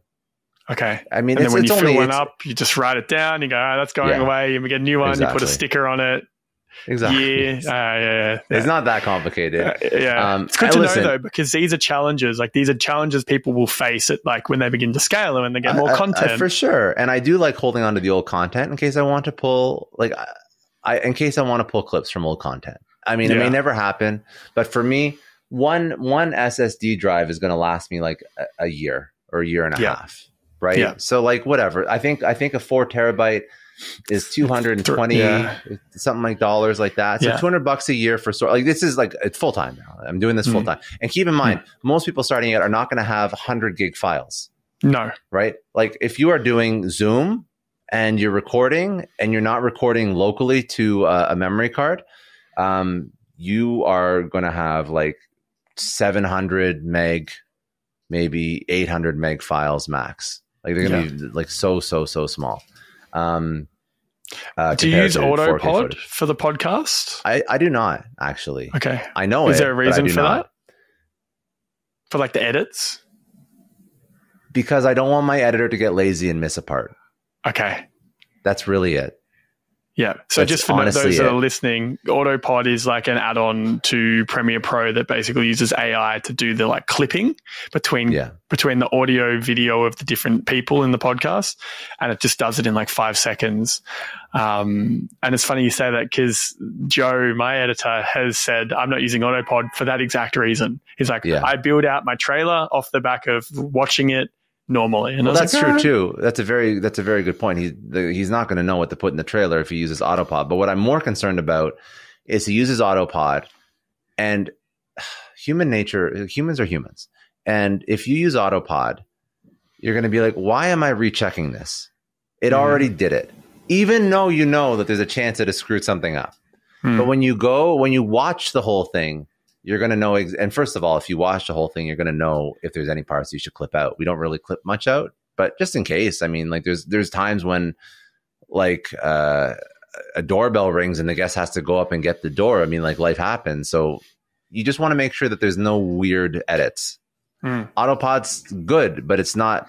It's good if you have an editor that is going to go against their human nature and still triple check the shit out of it.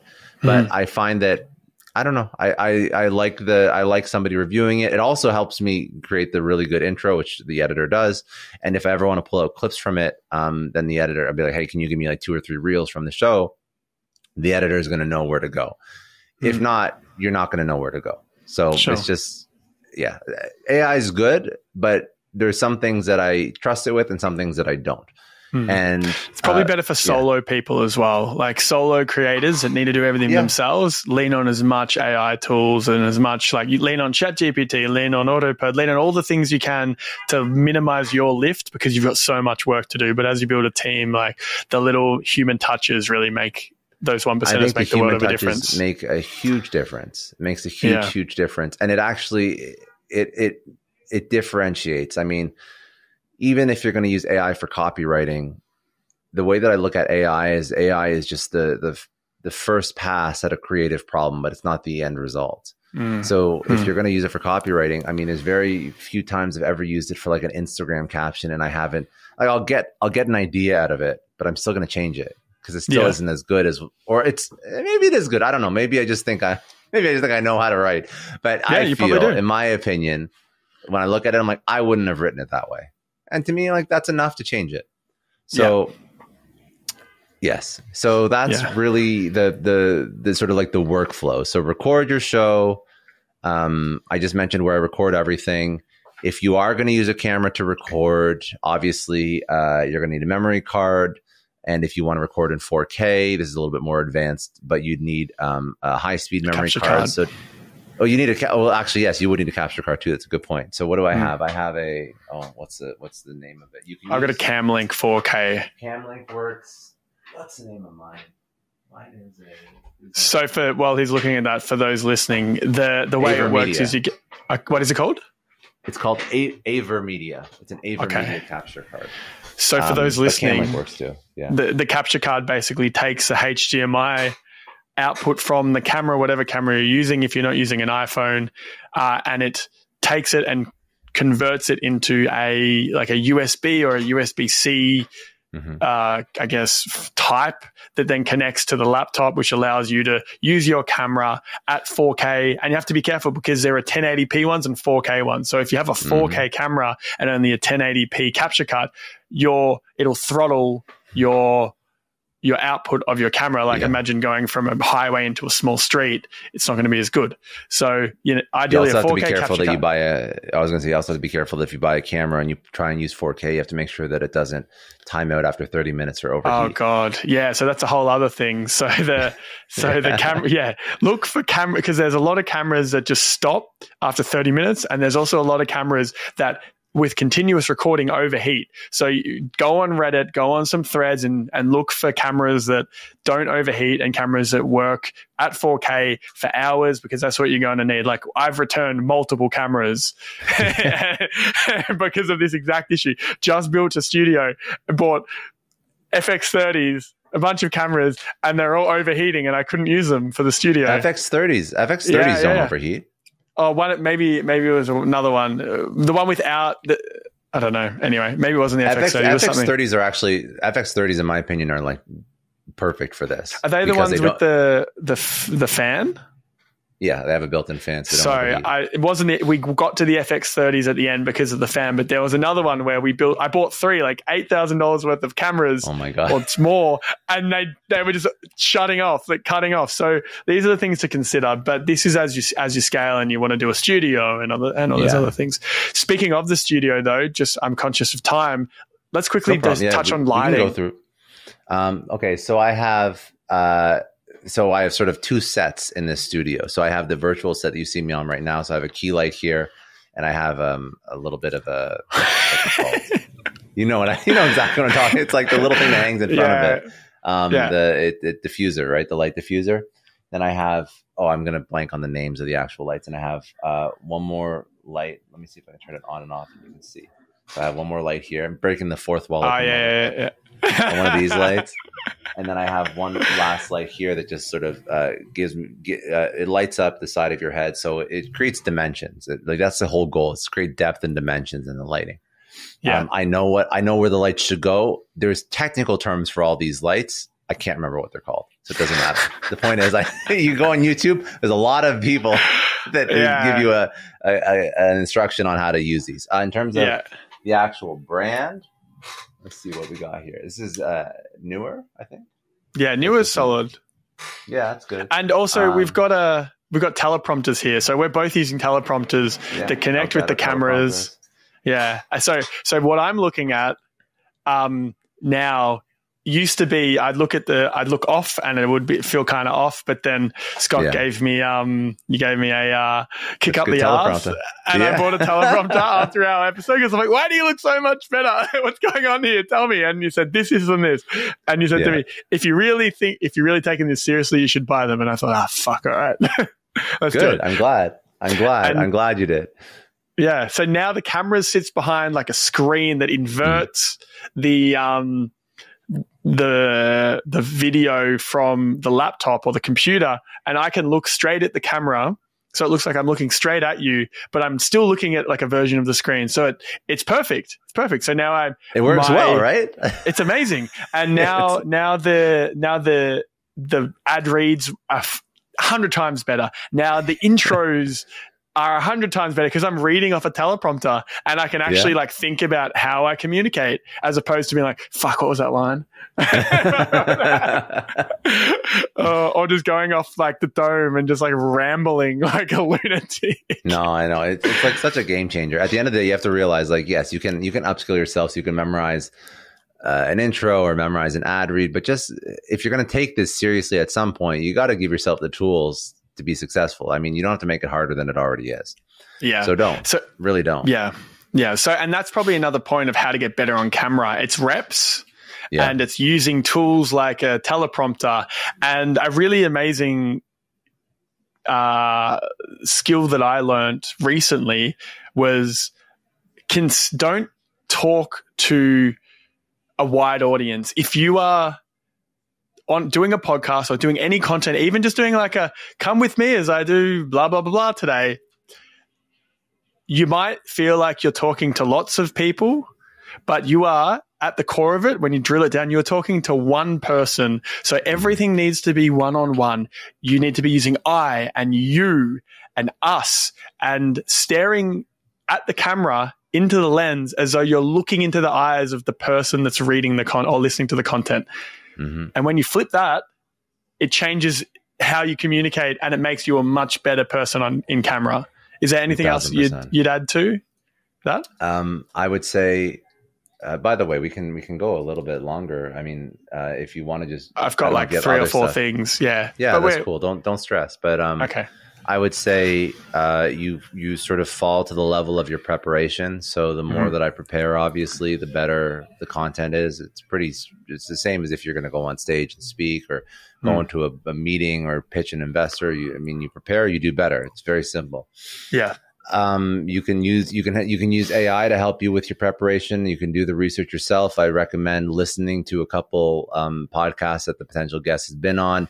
If you do an interview show, or just if you aren't doing an interview show, you're doing a solo show and it's more educational, like just spend some time doing research. Like the prep really does show. Yeah. You talk to Lenny, what's his last name? Rakivsky, Lenny Rakivsky from Lenny's newsletter. It's a big business newsletter. If I'm mispronouncing your last name, Lenny, I'm sorry.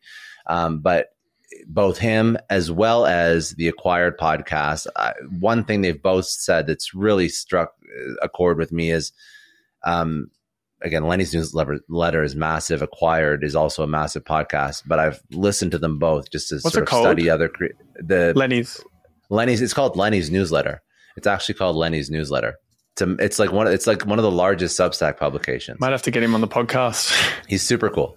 But both him and the Acquired guys, they've done interviews and they've said the episodes that we prep for and the newsletters that I do the most research on just outperform everything else. It's not even a question. So the Acquired guys are an extreme. They spend about 3 weeks doing research before they record an episode. And Lenny, I'm sure, has his own writing process. But did you find him? Or no? Look up later. No. Oh, okay. I wasn't sure if you were looking at like the icky guy before. No. I've never done that before on a podcast. So that I was like it. It was very cool. It was very cool. I just got to speed it up, get my like little side person here that can just like sit on my lap and research for me. But it's all about prep. So I would say that's the most important piece out of everything else. Prep will make you more confident. Prep will make your guests feel more confident. They'll make your guests feel respected. It'll show in the content. it's all about prep. And the more unique questions you can ask, the more the guest is going to appreciate that you've done your research. And when the guest appreciates that you've done your research, they'll just be in a better mood. And when you create this vibe where, you're respecting each other's time, that's when you get the best content. Everyone wants to see each other win. But if a guest is being asked a question that no one else has ever asked them about something super personal, not in a bad way, and like, I cared about you enough to figure this out. And by the way, AI can actually very much help this process outside of you listening to other shows they've done. It's just a positive experience, and it'll show up in the content. That would probably be my best advice for anybody who's starting. I'm going to drop a bomb here. I'm going to give you guys, give you, I mean, you probably do it, but anyone that doesn't do it, that doesn't really know AI too well, every single podcast episode I do, I begin with AI, and it has cut down my research time so much. And I pretty much, what I do is the script into AI is, I'm doing a podcast with X, who are they? What do you know about them? Provide a detailed summary, and we start there. And then they give you a summary, and then I say, I want to build out some questions ahead of the episode, and we'll provide transcripts from other podcasts he's done to get an understanding of him before I get you to provide questions. Don't provide any questions until I've explicitly told you to, and then I'm no longer going to provide any more relevant information. Are you ready? And that says yes. And then I go, here's the podcast. Please summarize it and add it to the understanding of this thread with the intent to provide questions based on the initial parameters I set at the start. Please note the year that the piece of content was also released, and consider whether any information here may actually not be relevant anymore if it's old. On top of that, please write out a list of every question you notice has been asked by the host to the guest in the transcript, as well as a summarized answer, so I can both get an understanding in detail of what they talk about and how to avoid those questions again. And then I say, please do not provide the actual podcast questions until our episode until I say so. Then I put all the I just go YouTube AI transcript, pull the YouTube transcript, chuck it in there, read the summary, next podcast, do that, next podcast, do that. And I get maybe I'll go through 20 podcasts and really get a really, really good understanding. And then at the end I go, okay, please provide me 20 questions of the podcast with the following format: intro, about him, blah, blah, blah, closing out. Here's the past questions I consider in every episode. Here's my standard question list. Further to that, please only come up with unique questions that haven't been seen in any previous podcast transcripts. And then it just that's good, spits out shit, so many things. And I'm like, double down on this. Give me 10 more of this one. And very quickly, this whole process from start to finish, I'm absorbing 10 podcasts. It takes me an hour at most. Smart. It's very, very smart. I don't remember my prompts because I don't have them in front of me. But yeah, I got it right in front of me. Yeah, that's awesome, dude. I also have a very similar process to just understand what they've spoken about before. Yeah. So lean on the tools. AI. Yeah, lean on the tools. Yeah. So couple of things I want to talk. So while we're on this topic, how do you become a better interviewer? There's a book you can read. Let me find it. I can't remember it, and I haven't read it in a while. I would say read this book because it'll teach you about different kinds of questions that I will find for you in a second. And outside of that, it's about the reps. Yeah. But there is one book that I found. Let me see if I can find it. But ultimately it's about reps, because even if you know every single kind of question and you understand them almost like the theory behind interviewing, there's really nothing like just doing it, because then that's good. And I would say that the prep is a big piece of it, because when you prep, you have confidence. And I think confidence is actually a major X factor in interviewing. Oh, it's called How to Be a Better Interviewer. Oh wait, no, that's the wrong one. It's by the guy who did Mixergy, which is Andrew Warner. One second. What's the name of the damn book? It's a yellow book. I just can't remember the exact title. Oh, Stop Asking Questions by Andrew Warner. How to lead high impact interviews and learn anything from anyone. I like it. It's a good book. I'm going to read that. I haven't heard of that.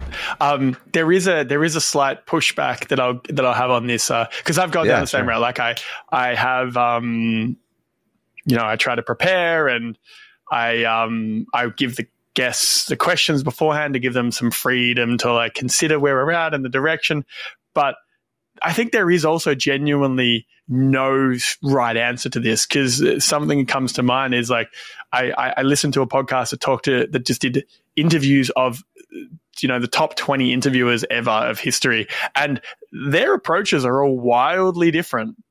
True. One of them specifically being Larry King did not do any prep. His team did not do any prep for any interview ever, and all he did was sit there and go, "Wait, what? Your childhood?" That's so funny. And then the conversations just went in a direction that you would never expect, because he had no bias of where he was taking it, and he was just there, just chatting. So another interesting thing. But you do have to know if you're going to do that. Nothing wrong. I'm sure that, first of all, not everyone is as gifted as Larry King at steering at pulling out conversation, and maybe he didn't do prep. But you still have to understand what's the objective of the actual content. So no one's going to Larry King to learn how to raise money. Yeah. But if you want to build a podcast that teaches something like that, that's the difference. So you do have to know what kind of content you want to create. That does change. I guess Larry King was like an A-list interviewer. And then A-list interviewers want to know, they just want to know, like people listening to that want to just know things that they didn't know about this A-list interviewer that you can't get in any other format than just like chatting with them for an extended period of time. True. I also think that with Joe Rogan, I'm sure when guests go on Joe Rogan now, the guests are trying to bring their A game because they know the reach. I would not say that's good advice for somebody with no reach. I would say prep a little bit, because I don't think guests are always going to bring their A game if they don't know who you are and you're just starting out. Yeah. I mean, the process changes as the podcast scales. Like if you want to be casual and you want to be entertaining and you want to just like shoot the shit and do like, I'm trying to think of like Joe Rogan is like kind of casual, like Flagrant's kind of like a casual podcast, but he does a little bit. Andrew Schultz does a little bit of research. There's some pretty like casual, chill, like just like shooting the shit podcasts. Maybe you don't research as much because you actually want to have like Call Her Daddy. It's like that's a kind of podcast, right? Like they just kind of riff and their personalities show through. So it really depends on what you want to make, I think. But yeah.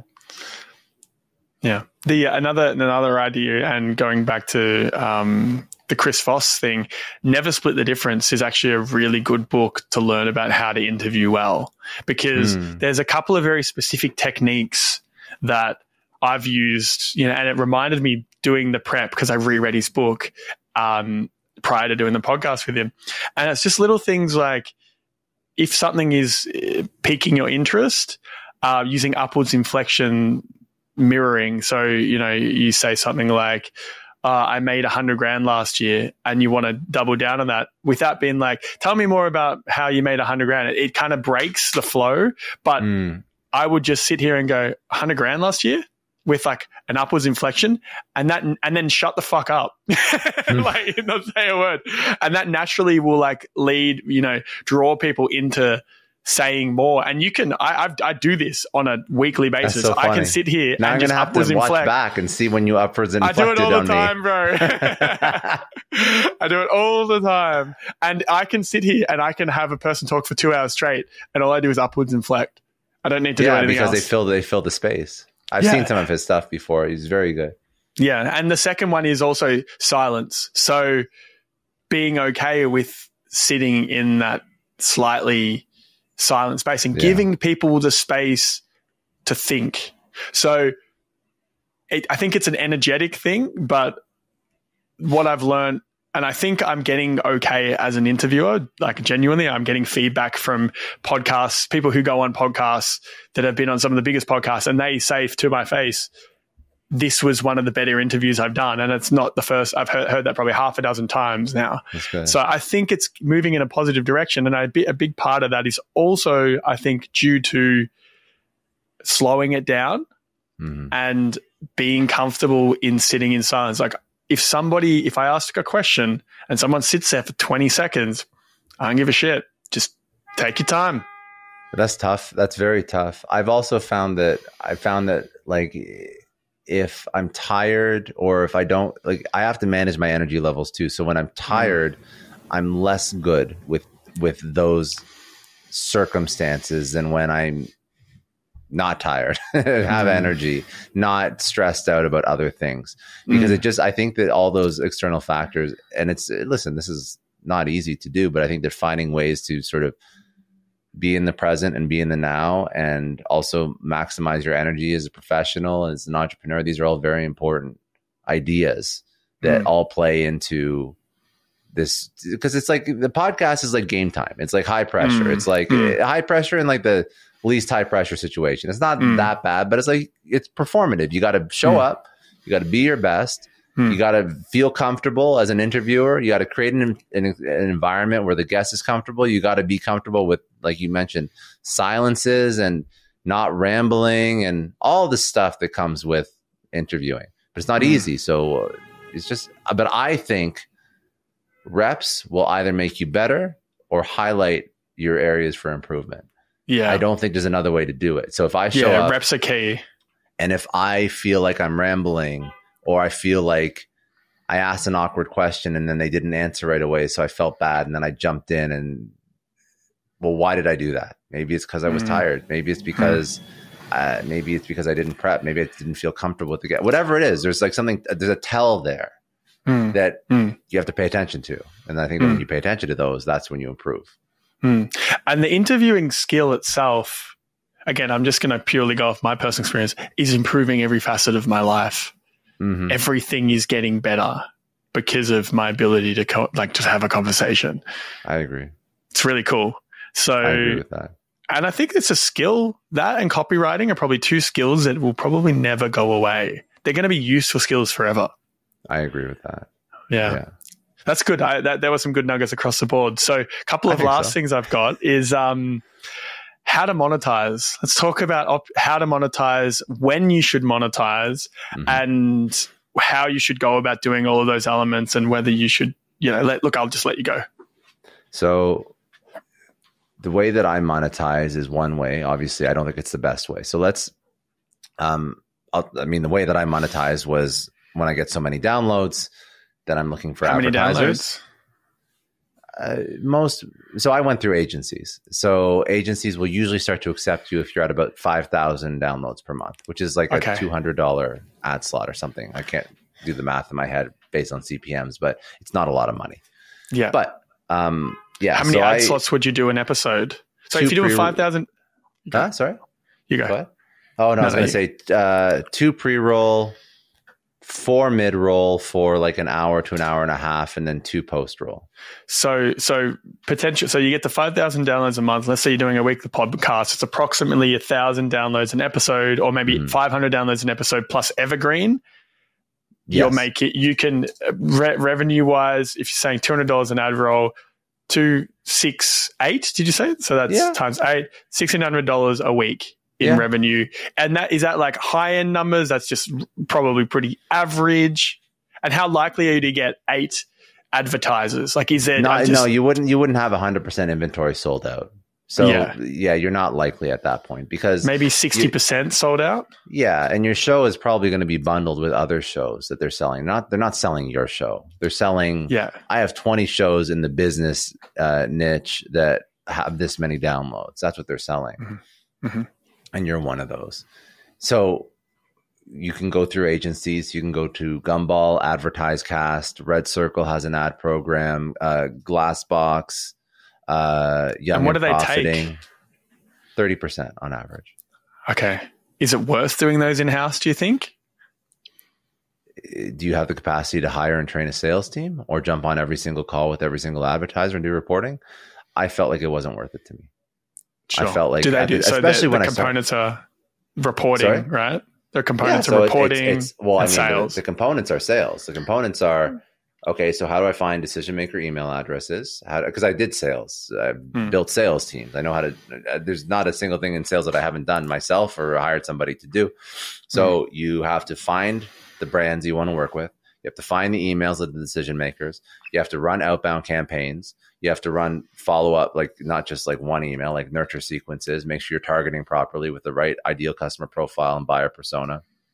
That's a conversation for another day. But then once you find those people, you run emails, they're going to jump on calls, you're going to do discovery call, you're going to do demo call, you're going to eventually negotiate, close deal. You're going to get the creative brief, you're going to record the creative brief, you're going to send it back to them for approval. You're going to embed that either programmatically or baked in, depending on which platform you use. Some can do programmatic, some can just do baked in. The difference is programmatic means you're just doing, you're setting markers and inserting across your entire catalog.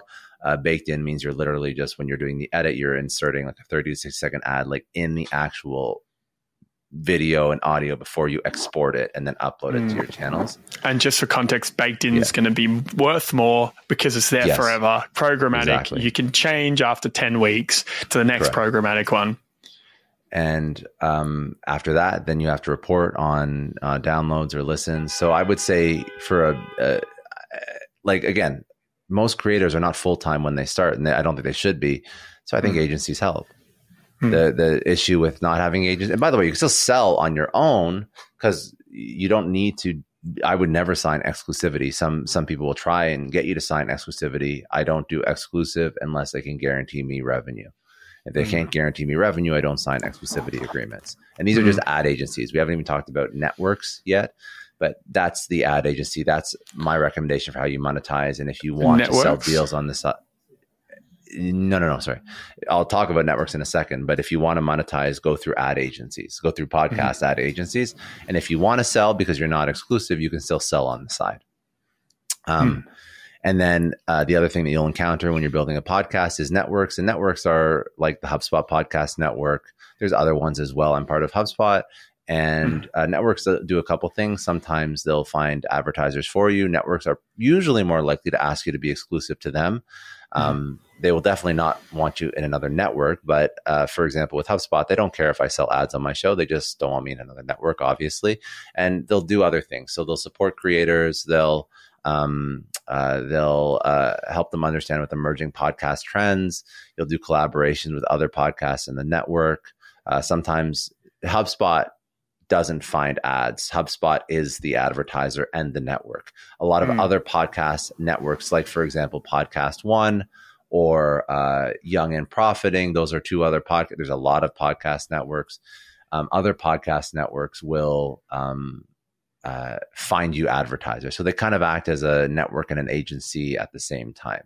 So the lines are kind of blurred. And when you get to this point, you'll start to learn and you'll start to look at what, I've made a little bit of money through agencies. Do I want to join a network? Are networks approaching me? Is it a good deal? Is it a bad deal?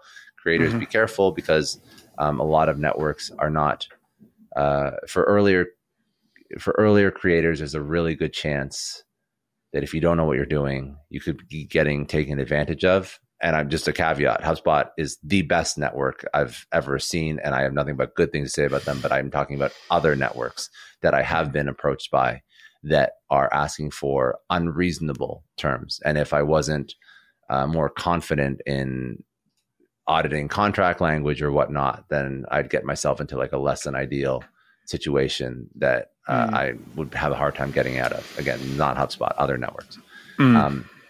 Not say all networks are bad. Just make sure that this is like the classic thing. Like even as if you were an influencer or a creator on Instagram, sometimes brands, agencies take advantage of creators that don't know better because they're not business people. They're creators first and business people second. And I've seen in circumstances, bigger agencies and brands take advantage.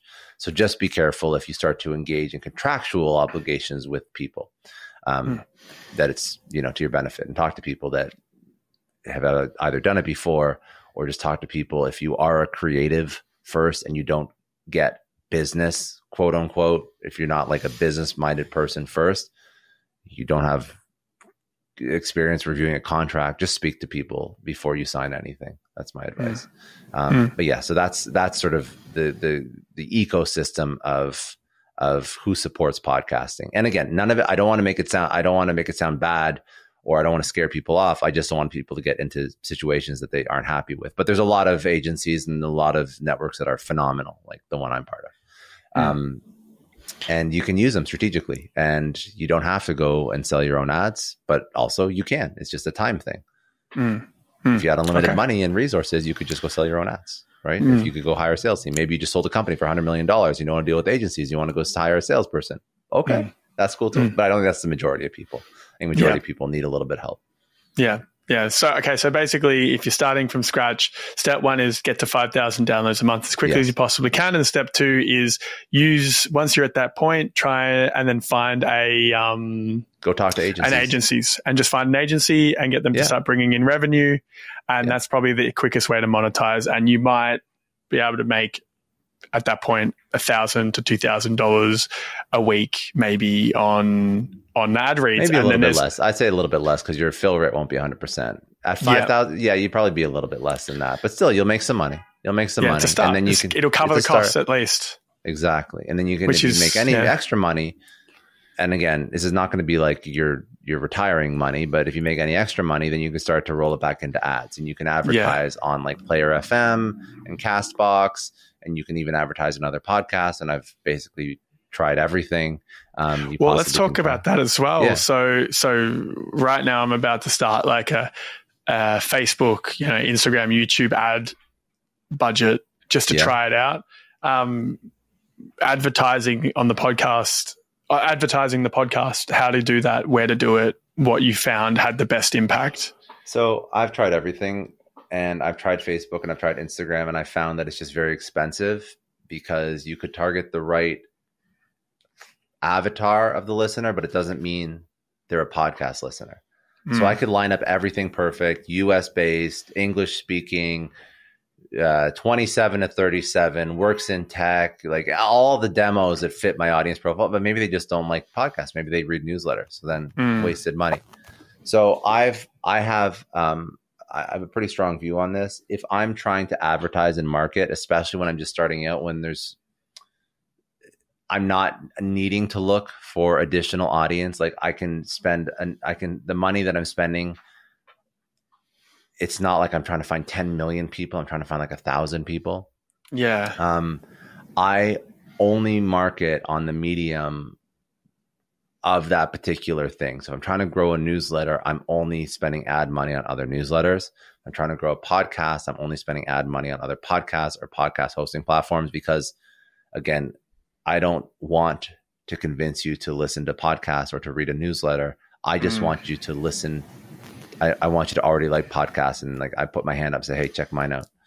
Or are you doing that ad read? So what does that ad actually look like? It depends. So if you are going to advertise on Castbox or Player FM, which are podcast hosting platforms, great places to advertise, this banner ads. So banner with your show shows up at the top of their app. And then they suggest that they obviously have a whole bunch of podcast listeners. They suggest that people go listen to your show. If you are going to advertise on other podcasts, I have done both. I have done my own ad reads. I have asked the host to do the ad read. Both work. I would say I would prefer the host to endorse me than me endorse me, because again, you have to think about who the audience trusts.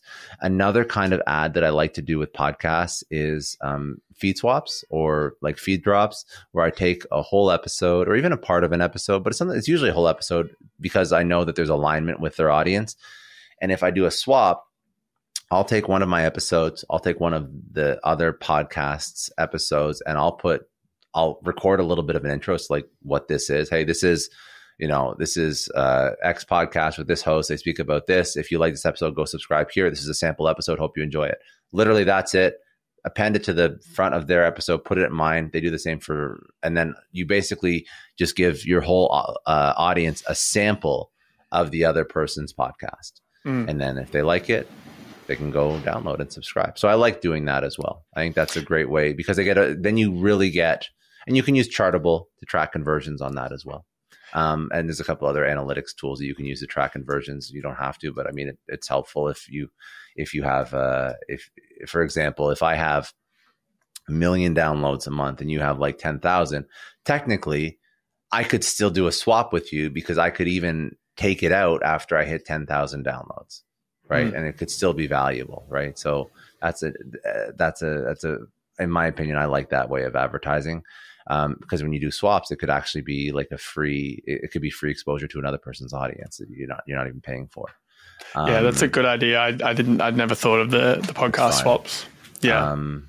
Trying to think. That's pretty much that. Those are kind of like the main ways. And then you have all the traditional marketing, like you said, you're running paid ads on Facebook and Google, and it'll work. Organic ads, organic posts, but they have almost no outcomes when it comes to going viral on TikTok. Doesn't really lead to listens. You want to think about, okay, so what? And you also want to just don't want to drive people who download an episode once, because a lot of services who just focus on getting people to listen to one episode, and then they're like selling downloads, and they'll basically optimize so that somebody who's like if it's like a hosting platform, somebody who uses this hosting platform, this app, they'll go in and they'll listen to your one episode, but then there's no real pathway for them to become a subscriber. So great, now you boosted your downloads on this one particular episode, but if churn and of those people is like 99%, it's really not. Doesn't help you long term. Doesn't help you. It's useless. So you want people to subscribe. You want to bring people in, and if you can find a way to do that for cheap and optimize it, and you can pay a couple bucks per subscriber, that's not bad. And you just want to keep driving that cost down, and you do that by testing different. Again, this is business, not just podcast. Test different creative, test different messaging, test different targeting, test different platforms, test, and then triple down on what works. Great. And my last thing for this deep dive, which has been amazing, by the way, so thank you for Did we leave anything time. Out? I think we're good. I've got one more thing. And if you were to start a podcast... I thought of one thing that we left. Go on. Yeah, go. But I wasn't sure what you were going to... No, go ahead. It was booking guests. Oh, we didn't talk about booking guests. We spoke briefly when I did the cold email thing, so I thought I kind of touched on that. If you've got something to add on that, go ahead. So when I started booking guests is just another sales process at the end of it. Like, it's just a sales pitch. So when you're starting out, there's something in sales. Well, there's a couple things in sales, but when you're selling something to somebody, first of all, you're always solving a pain point. That's number one. That's just a general sales concept. And second of all, how do you make sure the sale closes quicker? And there's something called intent in sales. You mentioned this before. There's intent. So there's intent for the buyer to do something. I'll give you a non-podcast example. If I have a cybersecurity breach, there is intent to upgrade our security software because I just had a fucking breach. If somebody hits me up and they're like, hey, do you want a social media scheduling tool? And I already have 5 people scheduling my social media. Maybe, but I wasn't looking for it. So that's the difference. So how does that play into podcast guesting? So podcast guests, finding them and getting them to come on your show is really just closing a sale. So when I started the podcast, and as you get bigger, it's much easier because they come to you. But when you start, obviously no one comes to you and you have to sort of sell yourself. So it's a sales process. So first, I look for intent, because I know if there's intent to come onto a podcast by the guest, then that's going to speed up the sales cycle and increase the chances of them saying yes. How do you find intent? The easiest way I found is to go on Amazon and you look for people in your niche that are releasing books, and you rank it by popularity and by time to release and upcoming books. And then you go reach out to those people because they're already doing a PR tour and there's already intent to create some buzz around this new book that's coming out. So for business podcasts, literally go to Amazon, go to up and coming best-selling authors, and all these different filters and rankings, and then find like the top 10 people. And then you can use like Rocket Reach or any mail finder or any of the other tools to find their email addresses or their publishers' email addresses. Because I mean, the bigger ones are going to be HarperCollins or Simon & Schuster or Penguin Random House. There's only so many people you have to reach out to. And then first of all, now you've established intent. So you know there's a book coming out. And then after that, you're going to solve the pain point. What's the pain point? The pain point is exposure. So I would have some sort of subject line that would create intrigue. Historically, the highest subject lines that I've ever used. You can put other guests in. It's not even bad. It's just funny how people respond to just certain copy. But You can put other big guests in your subject line if you'd like, because that does help. It sort of creates some credibility. The best subject line that I've ever used, and this is not my idea, and I can't remember whose idea it is, but I tried it once after I watched a YouTube video and it worked very well, and I just kept going with it, was first name, last name, line, and then cell phone number. And dude, I did the exact same. Yeah, it works so well. It's so good. Yeah, mine literally is first name ... we need to chat, line, mobile number. Yeah, it works very well. Oh, so God. that'll get you like a 35+% open rate, and then I'm dead. And then after that, is he gonna say it? He's gonna say it. Whatever. It's just so, I guess it's just so intriguing for people. Like, what kind of crazy fuck puts their cell phone number in the email subject line? And they open it, and then you have to tell them, like, okay, who you are, what reach are you going to give them? You know, who are they in the company of? Who are the other guests? What are the parameters of the recording? Like Zoom, super low effort. You get the final say on the edit, sort of reduce the chance of them saying something stupid. We create all these clips. We license them to you, kind of like what you just mentioned before. We license out all the clips. You can use them for your social. So again, intent plus good copy, high open rate, plus solving a pain point, which is really them getting publicity around their book, plus reducing the friction and making it an offer they can't say no to. This will get you guests. Like, you don't have to this whole framework. It's not going to work on everyone. Chris Voss. Yeah. So it'll work. It'll work. Yeah. It got me Grant Cardone, Guy Kawasaki, Anthony Scaramucci in like the first 15 episodes, which is stupid because I was not ready for those interviews. I was so stressed. But it works. And after you get some big names, then you can put those in your email and say, hey, these guys have been on the show too. So. Yeah. Yeah, so good. That's a banger. So the final part of this is if you were to be starting again right now, day zero, no following, you're a man with a mic and a dream. Where are you focusing? Where are you focusing your energy in 2024? YouTube. It's a very easy answer for me. I would have spent more money quicker to up the production of the actual podcast and focus on YouTube. I would have done more in person on YouTube. I would have just just jumped right into the most extreme version of podcasting, which is in person. It's in person, high production. Yeah. And if you don't have, I would have rented out studios, and I wouldn't have bothered with the virtual. Not at all. So should I just hang up, throw this all this? I would really throw try. These away. No, don't throw it away. But I would jump into it much quicker because I built a studio. I would have people like I mean, half the reason why we moved, and I respect her opinion because she didn't want people, like we had a condo, and so we did Toronto, and I started the podcast virtual in Toronto.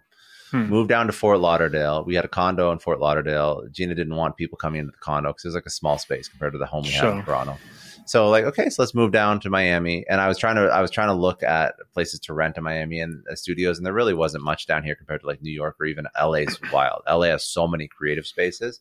Now there's some, but half the reason why we moved down here and built up the studio is because like I'm all in on this, and I wish I had done this and made these moves sooner. And it would have actually we moved because I wanted to build a studio. So like it's informing like life decisions at this point because I want to take it seriously. I am taking it seriously. It's a silly thing to say. It has been taken seriously for a minute. I want to sort of take it to the next level, and I want to have full control over it. Now, not saying that everybody has to move, change their life, build a studio, but I would find a way to create a higher version of content and a content that has more of a moat around it than what the next guy or the next girl is doing immediately. And I think that YouTube's that answer. So the moats in person, YouTube's the moats in person, and the moats on YouTube. So what causes the YouTube moat? Is that just followers? It's organic reach. It's organic reach for something that has no organic reach. Are you focusing, so how do you get more organic reach on YouTube? Are you focusing on thumbnail, descriptions? What's all important there? Well, it's all important, but the most important is, I think the most important is being there, obviously. Good production, but it doesn't have to be overproduced.